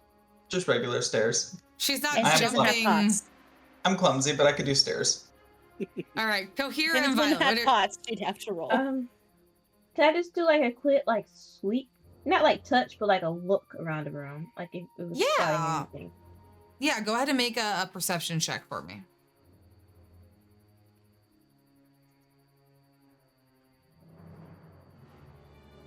Uh-oh. Perception. These dice. Damn. What I will say is, you think that the barrels of carrots are really odd. There's so many carrots. It's almost unnecessary, and they're stationed right in the middle of the room, so it's a little weird. And then you also notice on the weird bell-shaped thing next to the stairs, there's like water dripping down from it, and there's like a little bit of like algae growing inside the bell. You don't necessarily know what that could mean from where you stand, but I'm just telling you what you observe from standing at a distance looking around. Okay. That sounds like it goes under. It has been underwater at some point. It's something like What do you that. see, Violet? What do you see? A carrots and like this bell over, and then like a bell that has like algae and stuff, and, like algae around, and obviously and so it looks like maybe this place has been underwater, and it has dried out to a degree. Do you think that the carrots are for the people that we just fought? I don't know. Maybe. Can I do like an insight check on that? Yeah. An insight check? No, because this is No. not a person. If you're making an assumption about Okay. that, you can just do that. If you want to do something else I was- actively to test your hypothesis, I'll allow you to try and do something else in another skill check to see if what you are assuming here is right. Okay. I kind of feel like maybe let me look. I'm just thinking if Violet noticed something with algae and she noticed the carrots, I'm gonna look and see if message. I might just message everyone that I'm gonna look and see if that's something I can do. Okay, so, well, that is something you can do. You can definitely just message them. Can I get? So what are you gonna ask? I was gonna say like, I kind of, well, because I know I'm far away, but like I can pretty much just see everything from like this, right? Or do I have to get closer to stuff? So you can see everything in the room. I need to know what your goal is. I do understand looking. I guess I was just more of like curious if like, there's something on this first floor that we kind of missed that would like give us a clue of what's happening here. So to reiterate, I've already shared everything that you can see here. Okay. To learn anything else, you will have to take action and get closer and interact with it and not just look at things. So if there's nothing else that you guys want to do here, this is all that there is to see. You guys can go upstairs or you can interact with something down here. I think that's it for now. Okay, cool. If you're ready to go upstairs, how do you proceed up the stairs, Violet? Slowly but normally. Perfect. All right, I will move you up the stairs. And Kohira, you are left on the final floor for a moment. Is there anything else that you do here, or do you go up the stairs? I've just messaged people to be like, I'm wondering about the carrots. Keep an eye out, and I'm just going up the stairs normally. Perfect. Fantastic. So, up the stairs we go. Behind closed blinds in this room. Closed blinds block all but a few shafts of light, bathing the room in darkness. It's very hard to see in here. The space would probably be cozy. You can kind of make out some furniture. It's sort of hard to tell. I need everyone to please make a perception check with disadvantage, unless someone has a light source or they can see in the dark. Well, Kohira can see in the dark. Who else can see? Violet can see in the dark. I've got those Cassie goggles. can see in the dark. Griff's got goggles. I don't believe I can, although what is blind vision? Because my face paint gives me blind vision, but I'm not quite clear on what that is. Blind sight. Yeah, blind sight is literally being able to detect something in like where something is with your eyes closed. Okay, well then yeah, I've got disadvantage. Okay, so as you look around, I mean, this place would be pretty cozy if it wasn't for the weird slant that leans downwards and to the left. You see a plush sofa. There's a colorful bookshelf. For those of you, I think probably only Griff would actually see the color of the bookshelf here in the darkness, as everyone else sees in black and white in the darkness. There are blankets that are positioned around the room, like decorative throws. Paintings decorate the walls that are strangely hung, but they're well cared for. They look authentic, but strange artistry. The rugs are a victim of the tilt. They just completely slant along the floor. They've slid down and have pooled up to the left. Now, with the results of our perception checks, Cassian, with your 20, you see hiding, I'll pull this out in a second, but hiding in the darkness of the room over on the couch underneath the staircase is a large mastiff who is resting, napping, snoring, with drool piling up on the plush cushion. What are you all doing? You guys, look at that puppy. Great. Loudly. It wakes up and then it God. immediately starts barking at you. And I need everyone to please roll initiative. Damn. Can I bribe him? He's so cute. Don't know how to sneak. Can I If bribe him Meatball with were here, he'd be rations? toast. All right, Cassian, you've woken up this dog. What do you do? I'll take one step forward, and Cassian would like to get on his knees and try to do an influence action to animal handling the dog. Okay. Just be like, "Oh, come here, big baby." Okay. How are you doing that? You're just getting on your knee to do that? Yeah, and I'm just kind of like, just hands out, just like showing that I mean no harm. Okay. What's your bonus to animal handling? +4. This is going to be a DC 20 animal handling check. Okay. Got it. Before he makes that roll, and if this is something that would have to wait to my turn, that's fine too. On my turn, I was gonna try to give the dog rations to see if I could distract it. Is there any way I could use that ration to help Cassian with his? So if that is what you guys want to do right now, Imogen, you can forego your turn and give Cassie an advantage here as you reach into your bag, and we'll call it an action extended turned reaction. But you will forego your turn here to do it with Cassian and to give him advantage on this check. Cool. That's cool with me, Cassian, as long as that is okay with you, because it is your roll. Perfectly fine with me. Okay, cool. Okay. Then I'll do that, and I'll I'll take take one the ration advantage. out of my bag. All right. Cassian, go ahead and give me that DC 20. The dog continues to bark and its lips rise up over its teeth. Drool drips down and you can see its fangs.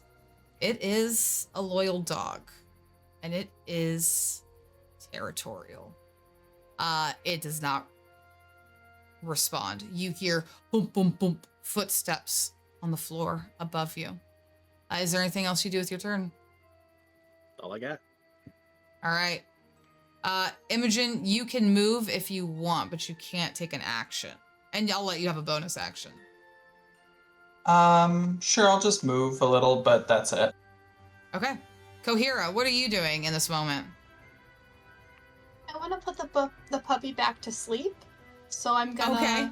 gonna cast sleep, and All right. because I have innate sorcery still up, it should be DC 15. So let me. Okay.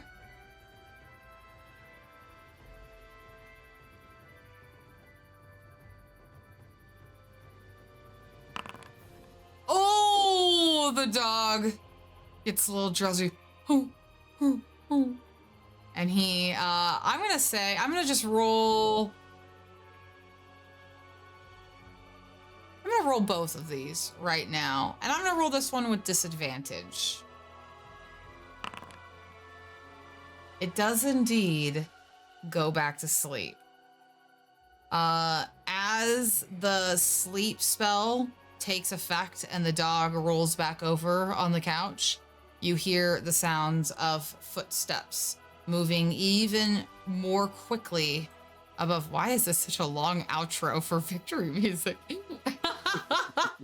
It's like the most epic defeat, and it's just the dog going to sleep. But someone is moving hastily above you, and you hear the clamoring of wood and metal. And yes, this potential combat encounter has been avoided.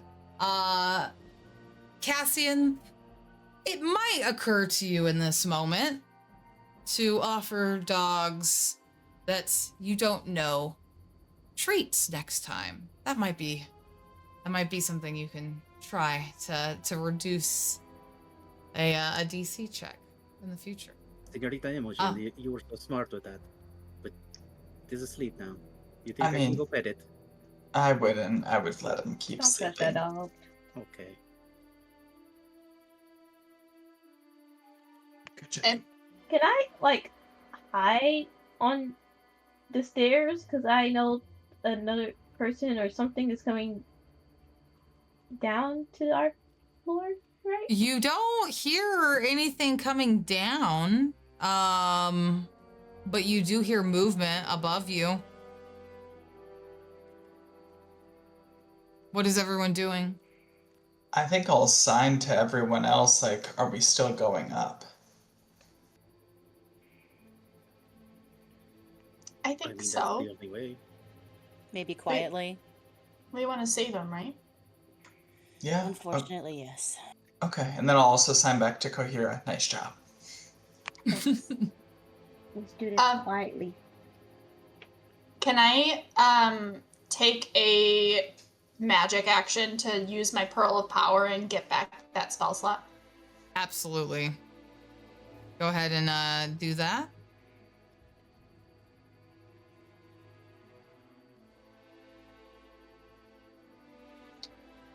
All right, are we sneaking up the stairs? Sure. Yeah, I'll be the last person to go up, so you guys go ahead of me. All right, you guys can move yourselves up the stairs to the 3rd floor. But did they already know somebody is here? Wouldn't sneaking in make it seem a little worse? I Go mean, on. is there It's is there better a than good way? busting. Are you sneaking? If everyone else is, I will. I think I'm just trying to move quietly. I'm honestly more worried about waking up the dog again. I'm trying not to disturb the dog. So you are sneaking. So Yeah. who is sneaking?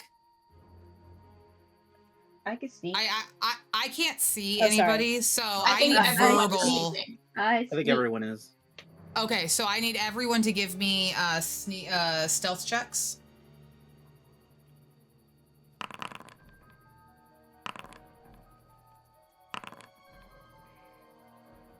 How long does your sleep last? A minute?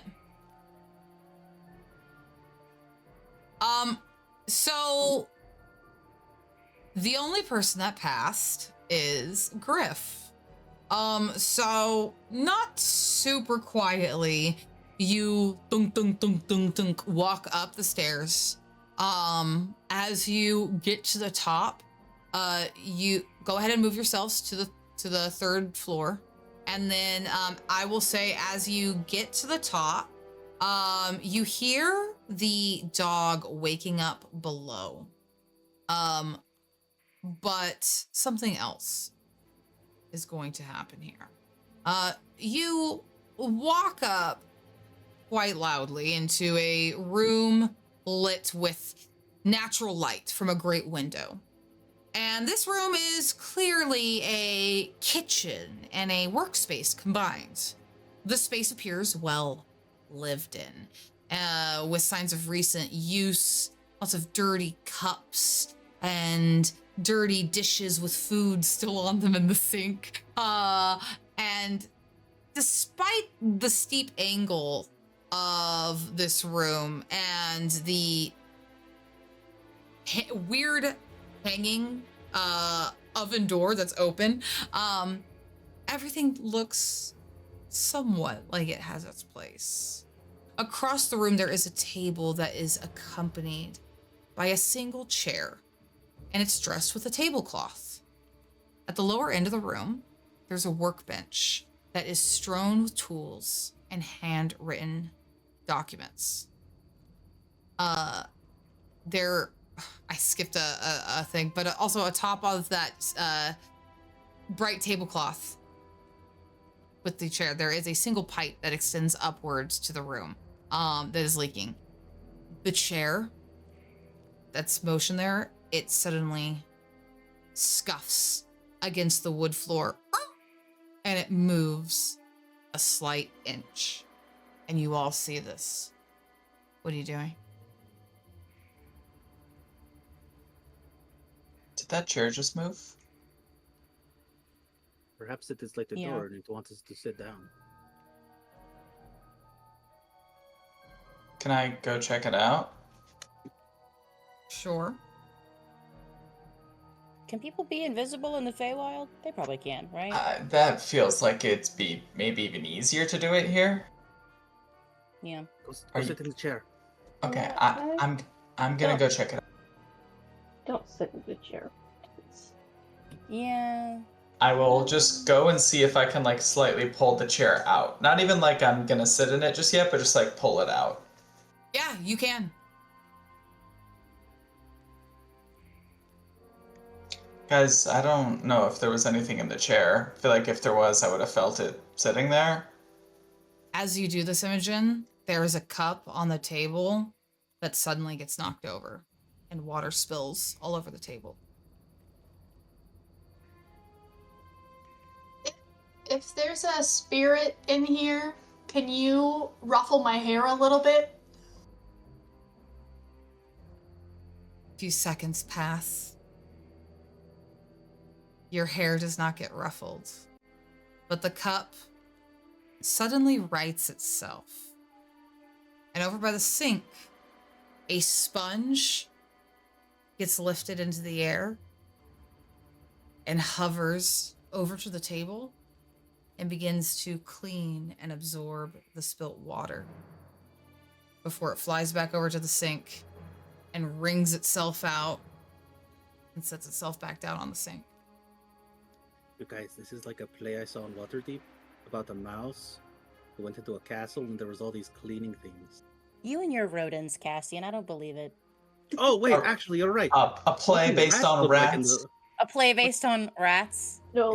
It was this big mouse. Okay. I think his name was Monkey. And it was the walking brooms, and I Yes. remember seeing this with you. Absolutely, Yeah. I think it was called Fantasia.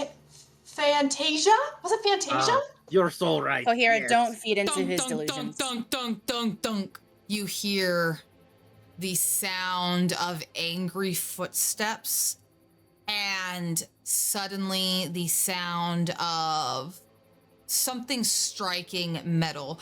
Ding, ding, ding. No! Help me! Oh, that sounds urgent. We should get up there. Yeah, they're probably banging at this cage. Okay. All right, I'll run up the That's- stairs. Same. It's gotta be like literally like vertical stairs at this point from the angle of the tower. As we leave this floor, I talk to the room and be like, "You're doing a great job." I'm thinking I'm talking to someone in the room.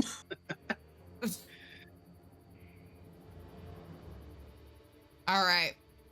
So you run quickly up the final set of stairs to the 4th floor of the slanty tower. And there is cloudy light that filters into the room through 4 small windows, each obscured with a layer of web. Now, to the side of one of the windows where you could see the tattered patchwork fabric of the hot air balloon that was pulled inside, a gilded silver bird cage containing a purple fairy dragon rests on a desk, but standing nearby with its back to you is a strange creature, unlike the witch you've ever seen. This thing is alien looking in many ways. It is bipedal, but it hunches over with strange blue skin, and it has bug eyes and a mandible that clicks together, and it turns around as it sees you enter, and it speaks to you. What are you doing in my home? You've left your pest here. Grandma, it's time to step away from the dragon. We got somewhere to be. Oh, you have children? No, she looks like my grandma. Oh, I see. I thought that was like the frog people. I am no one's grandmother. You have entered my home. improperly. I must ask you to leave. For you spit on the rule of hospitality. Sorry, like outside the game, Cheyenne, I'm having a hard time understanding what is being said. No worries. I will just say it normally then. Okay. I just want to let you know that. That's good. Thank you. It says to you, I will ask you to leave, for you have entered my home improperly, and you spit on the custom of hospitality. What do you do? How did we spit on the rule of hospitality? You have entered my home without an explicit invite. I have asked you to leave. You must now do sorry. so. Your door opened. We thought that meant your house, I don't know, there was floating sponges. Your door kind of just opened. We thought that meant the house wanted us in. This is We're- not a debate. Do not make me ask you to leave a third time. What are you doing? You mentioned the pest. We'd be happy to go. Can we get rid of the pest for you? This. You want this. Go ahead and roll a Yeah. persuasion check for me. I would like to help by saying it would be our great pleasure. We're so sorry we are new to the Feywild. We didn't understand the customs of hospitality, but we would like to make it up to you, and maybe taking out the pest would be the best way for us to do that. Okay, go ahead and take that with advantage, Imogen, as Cohira steps in to assist. Not that good. Do you know this pest? Griff, please. You gotta get me out of this situation. Me, not personally. Nope. She I does can though. leave. I do know this pest. I will let you take this thing far away, so I do not exterminate it here, so it may lay its eggs and fester and rot my home. But It'll do that. if you want it, it does deprive me of the joy of squashing it. Perhaps you could give me something else for being so rude and entering my home without an invite. Well, downstairs, I did notice that you had a lot of carrots. Are you a fan of carrots? I am not a fan of carrots. I am not a fan of those Herringon. They keep trying to rob from me. I thought They you did the were same to them. us. We killed a couple of them. I don't know if this would be something you would have interest in, but I do have this magical fake nose. I don't know how that would quite fit on you. We have different anatomy, but it just helps you find. What's nose? And its mandibles click together. Do you know what smell is? Smell. Yes. Smell Okay, of fear. it Smell helps of with blood. smell. I must Let me warn you, see. only for 7 more days of the 8, but I'll hand over the fake nose. It's junk. It's not useful to me. I need something that gives me joy. Why? Squashing this bug will give me joy. Do you know what gives me joy? Having a good meal. I have a couple slices of pumpkin pie. Would you care for one? What's pie? Look, I'll take out a piece of pie. It is a delicious thing of our world. You eat Go it, ahead, but it is so tasty. Roll a persuasion check. Cassian, your world famous pie? Are you real? Oh my That's such a gosh, great you gift. can't. I can't believe that. It's- It's can't believe not it. even Oh worth. my gosh, it's definitely delicious. not It's worth divine. Elevar's It's life. show stopping, Yeah. baby. It's definitely What? not. Let me see. And it pushes over, its mandibles clicking together. And it bends down and pinches some of the pie and begins to eat it. Yes, I'll take it. You take this. Oh, cool. Give me cool, all the cool. pie. All the pie. All the Got a pie. deal? Well, I said one slice of pie. All the No. pie How about for the how life about of this? the best. How about this? I will throw in the other 4 slices of pie, but I would like one of your really nice blankets downstairs.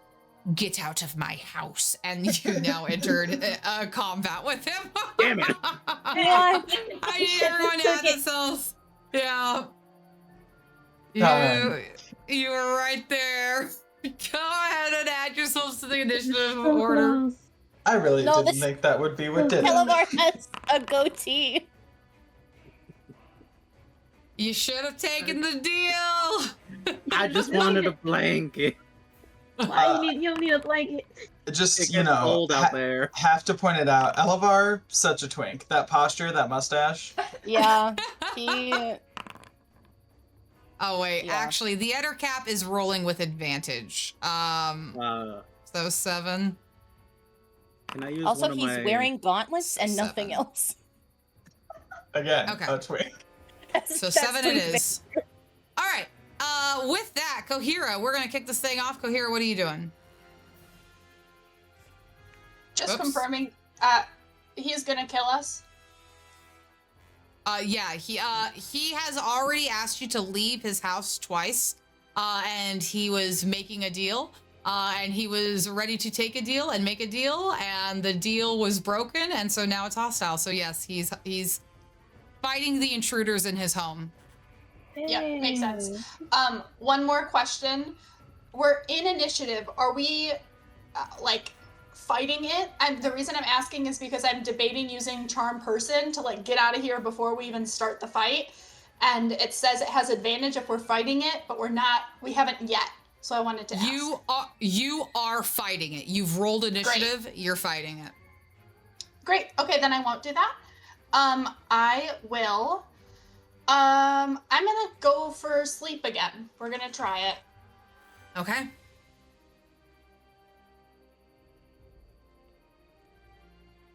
All right. He succeeds. You can't put me to sleep in my own home and then try to steal my blanket. Anything else with your turn, Kohira? I'm gonna just move here so I'm not blocking the staircase. Okay. And I think that is it for me. All right, Violet. It's your turn. What would you like to do? Damn. Well, I knew something was off with the. I'm trying to fight it, but then I also know like my character would probably like try to respect it, which is to leave, but at the same time we are like in a fight now, so I'm just. So if you want to leave, you can leave. But here's the thing, guys. Yeah. You're always going to go down the story path that makes the most sense. So it really only takes one person to kind of have something happen, but then it takes everyone to stop something from happening, is the momentum of the train. So if you guys do want to leave, everyone has to leave. You could get out of there, Violet, and you'd technically be fine in theory, but everyone else would be subject to fighting. So this is a combat. He is hostile. Do you want to attack him, or do you want to run down the stairs?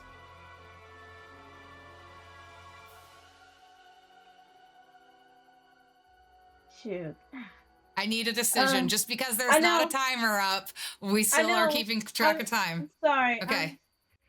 It's like two things, because I'm thinking that, or like trying to like grab the little dragon, then run, or like help out in some way, because I don't want to just leave leave my friends, but at the same time, we are invading his home. So their we home. can. I Yeah. understand. So what are you going to do? And that's where maybe I'm thinking too hard about this. I think you are. We could sit here and debate what ifs all night, but we can't move the sorry. game forward until we make a choice and do something. Shoot. Violet, I'm going to give Yeah. you one more minute, or I'm going to default you to sorry. the dodge action. I'm sorry. Just dodge me and let me think this All through right. a little bit more. All right, Imogen, it's your turn. What would you like to do? Cool. I was actually thinking of doing one of the things Violet mentioned, which is I would love to run past, I don't know if we ever caught their name, but this creature, and see if I could pick up Sir Televar. Is he still in his cage? Yes, he is trapped in the silver cage, bird cage. Cool. Grabbing the cage and running. I think I only have enough movement to get there, though. Okay. Perfect. Yep, you can run there. You can pick him up. That's 20 feet. You have 10 feet. You can easily grab him as a free action, so you still have your action and bonus. Cool. I think I only actually have 5 more feet of movement because of the exhaustion. Yeah. Oh, yes, you are correct. You are correct. Am I able to hold him and swing a mace? Yes. You don't have a shield on, right? Ooh, I do. I'm assuming actually, we'll say I picked him up, and then with the shield and holding him, I won't be able to swing. So I'll just take the 5 feet. Okay. All right. So So right you there come in back front. here. Cool. And you're like keeping your shield up to protect you and Sir Talavar from this thing. Awesome. And then any action or bonus action that you want to do. You could dash with your action or disengage. Actually, yeah, Or I'll just. I guess well, disengage. disengage, you can't move. You'd I'll have to dash and take the op attack, I think. Okay. All right. A sickly blue hand is gonna reach out and try to grab you. That is a oh, that's not a crit. Okay, thank God. Okay, Might I don't hit know how you, to do though. math. It's gonna hit you. Imogen, you take 4 points of slashing damage. Griff, you are up. What would you like to do? I'm gonna yell, "Run and grab the carrots!" And I'm gonna go up into melee and grapple the Ettercap. I'm gonna attempt. All right. So grapple is 10 plus your strength, so it's just okay, so you've got a 10 here. Yep. Just 10. Just a 10.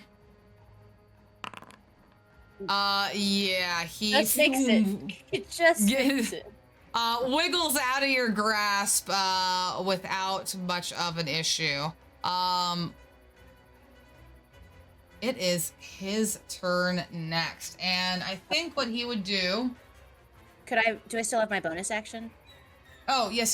So sorry, I did not mean to. No, That was you're my good. bad. Go ahead. I was just gonna try again. Yep, go ahead.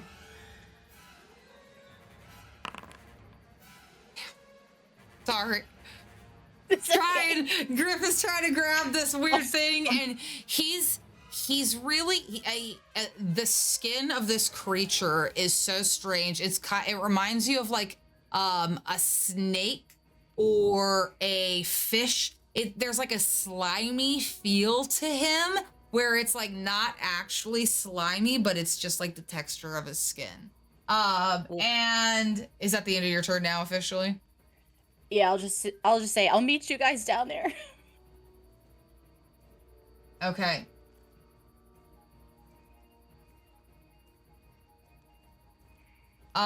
So this is how far is this? 30 feet. Imogen, as you run, you grab Sir Talavar and you begin to book it with him. The creature looks at you and goes, "No," and it twists its hand at you, and a web strand shoots out in your direction. I need a DC 12 Dex saving throw from you, Imogen. You and Sir Talavar become restrained in this web. All right. And with that, he's going to just move around the side here and then move up one more. Okay. Getting closer to Imogen. Cassian, what are you doing? Cassian's gonna move up towards it. Okay, we're really sorry. We will not take a blanket. You really like the pie? Here, have another one. I want to take the pie and just kind of like pie him in the face. Okay. See if it can like blind him or distort his vision or whatever. All right. kinda- Let's see. Go ahead and so you're making an improvised weapon attack? Yeah. All right. How do I do that? So go ahead and just do it with your I think it's gonna be unarmed strike technically, but let me just double check on this for a hot second because I think improvised weapon actually has its own rules. You don't add your proficiency bonus to attack rolls with improvised weapons. And so are you throwing this or are you squishing it in his face? Squishing it in his face. So it's gonna be strength. So D20 with your strength modifier, no proficiency bonus. On a hit, it'll deal 1d4 damage, and we'll call it custard damage because we took custard damage in the DC record. Oh my gosh. It says on a hit, the weapon deals 1d4 damage of a type the DM thinks is appropriate for the object.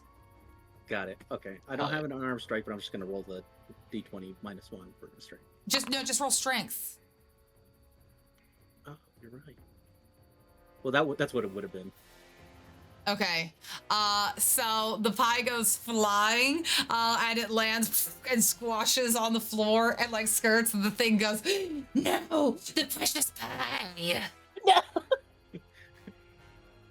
That's the strat. It's distracted. Go. I can't. I think I'll just stay there in between it and Imogen. All right, Kohira, you are up. What would you like to do? We will. I'm gonna. I'll just sorceress. Well, am I able to sorceress burst the web that is like encasing Imogen to try to set her free? Mm-hmm. Okay, So I'll do that then. what kind of damage are you doing for Sorcerer's Burst? I mean, I have kind of meta knowledge that's making me want to choose something. I feel like realistically, I'm going lightning because that's the type of person that I am. But I know that fire would be best. But I feel like that just feels like to go with.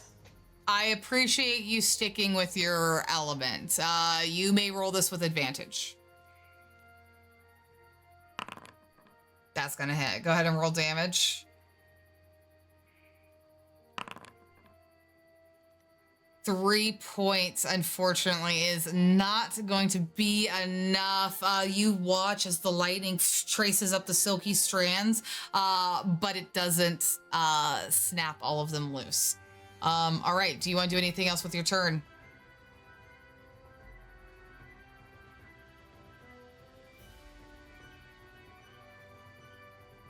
I will. No, I'll stay here. I don't want to dash without everyone else, so I'll stay here. All right, Violet, you are up. What are you gonna do next? Imogen is trapped in like web and stuff, right? Yes. Can I cut that off with like a knife? Sickle knife? Yes. Dagger? So what I'll say, this is gonna be a utilize action, but you can do it. You can just, if you use your action, you can just free Imogen here. Okay, yeah, I want to free her. All right. So Violet comes over and begins to break, taking off the cobwebs or the silky strands that are binding you down. They're not really cobwebs. They're a whole lot worse than that. And Imogen, you are no longer restrained. All right. Violet, any movement, bonus action? What are you gonna do? shoot, I had an idea, but he's too far away for it to work. Okay, and you yeah, already have used your action, so do you have a yeah, bonus so action? my bonus action. I was gonna face step because it would have had people who were Okay. like in 10 feet of me charmed, but he's 20 feet away, so he's too far away. You could just run with me if you want. Yeah, Is it like within 10 feet of where you teleport to? yeah. But you can teleport within 30 feet. You could get within 10 feet of him, right? Oh yeah. Cause isn't Griff down? Griff's No, not I'm down. not down. Oh, he just went past her, right? Okay. So I was thinking of like, okay. So bonus action. Let me know if this is okay. I will try to fade jump to here. I don't know how to show where I want to be at. To around here. Okay. That's not working. Anyway, I want to move right beside Grill. And Okay, use my perfect. face. Yeah. Alright. I was trying to show where I was at to see if it will actually work. Because I was going to use phase jump, and with me being spring form. You're all good. What else do you want to do once you face up here? Is that going to be all that you do?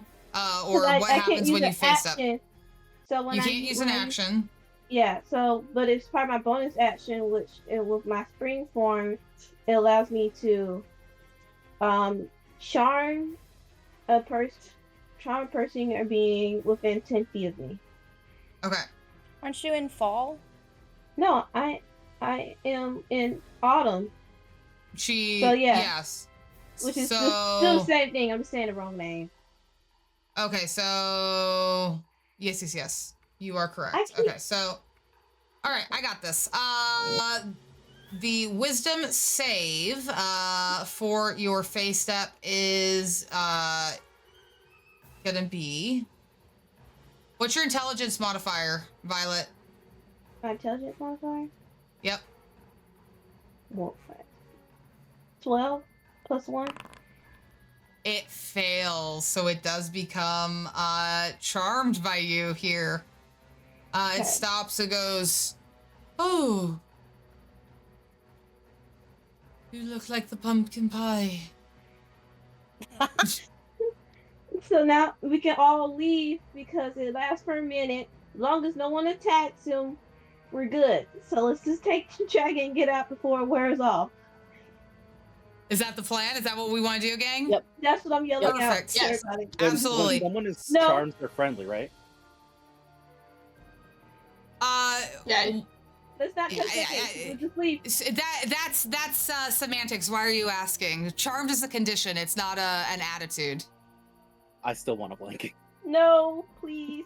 No, Well, Cassian, I'm holding your gonna- hands okay. and we're skipping out the So- door. Yep. So Hi. you guys are running out the door. We need to resolve this because we're at the end of the session here. Violet is keeping the concentration she needs from the face step, or it just happens. You guys have a minute to run down with Sir Talavar. Here we go. You guys are heading out the door. Cassian, do you take a blanket? I'm not gonna steal. All right. And with that, you all run out the front of Slanty Tower. And that is where we are going to pick up next time. Da, da, da, da. Nice.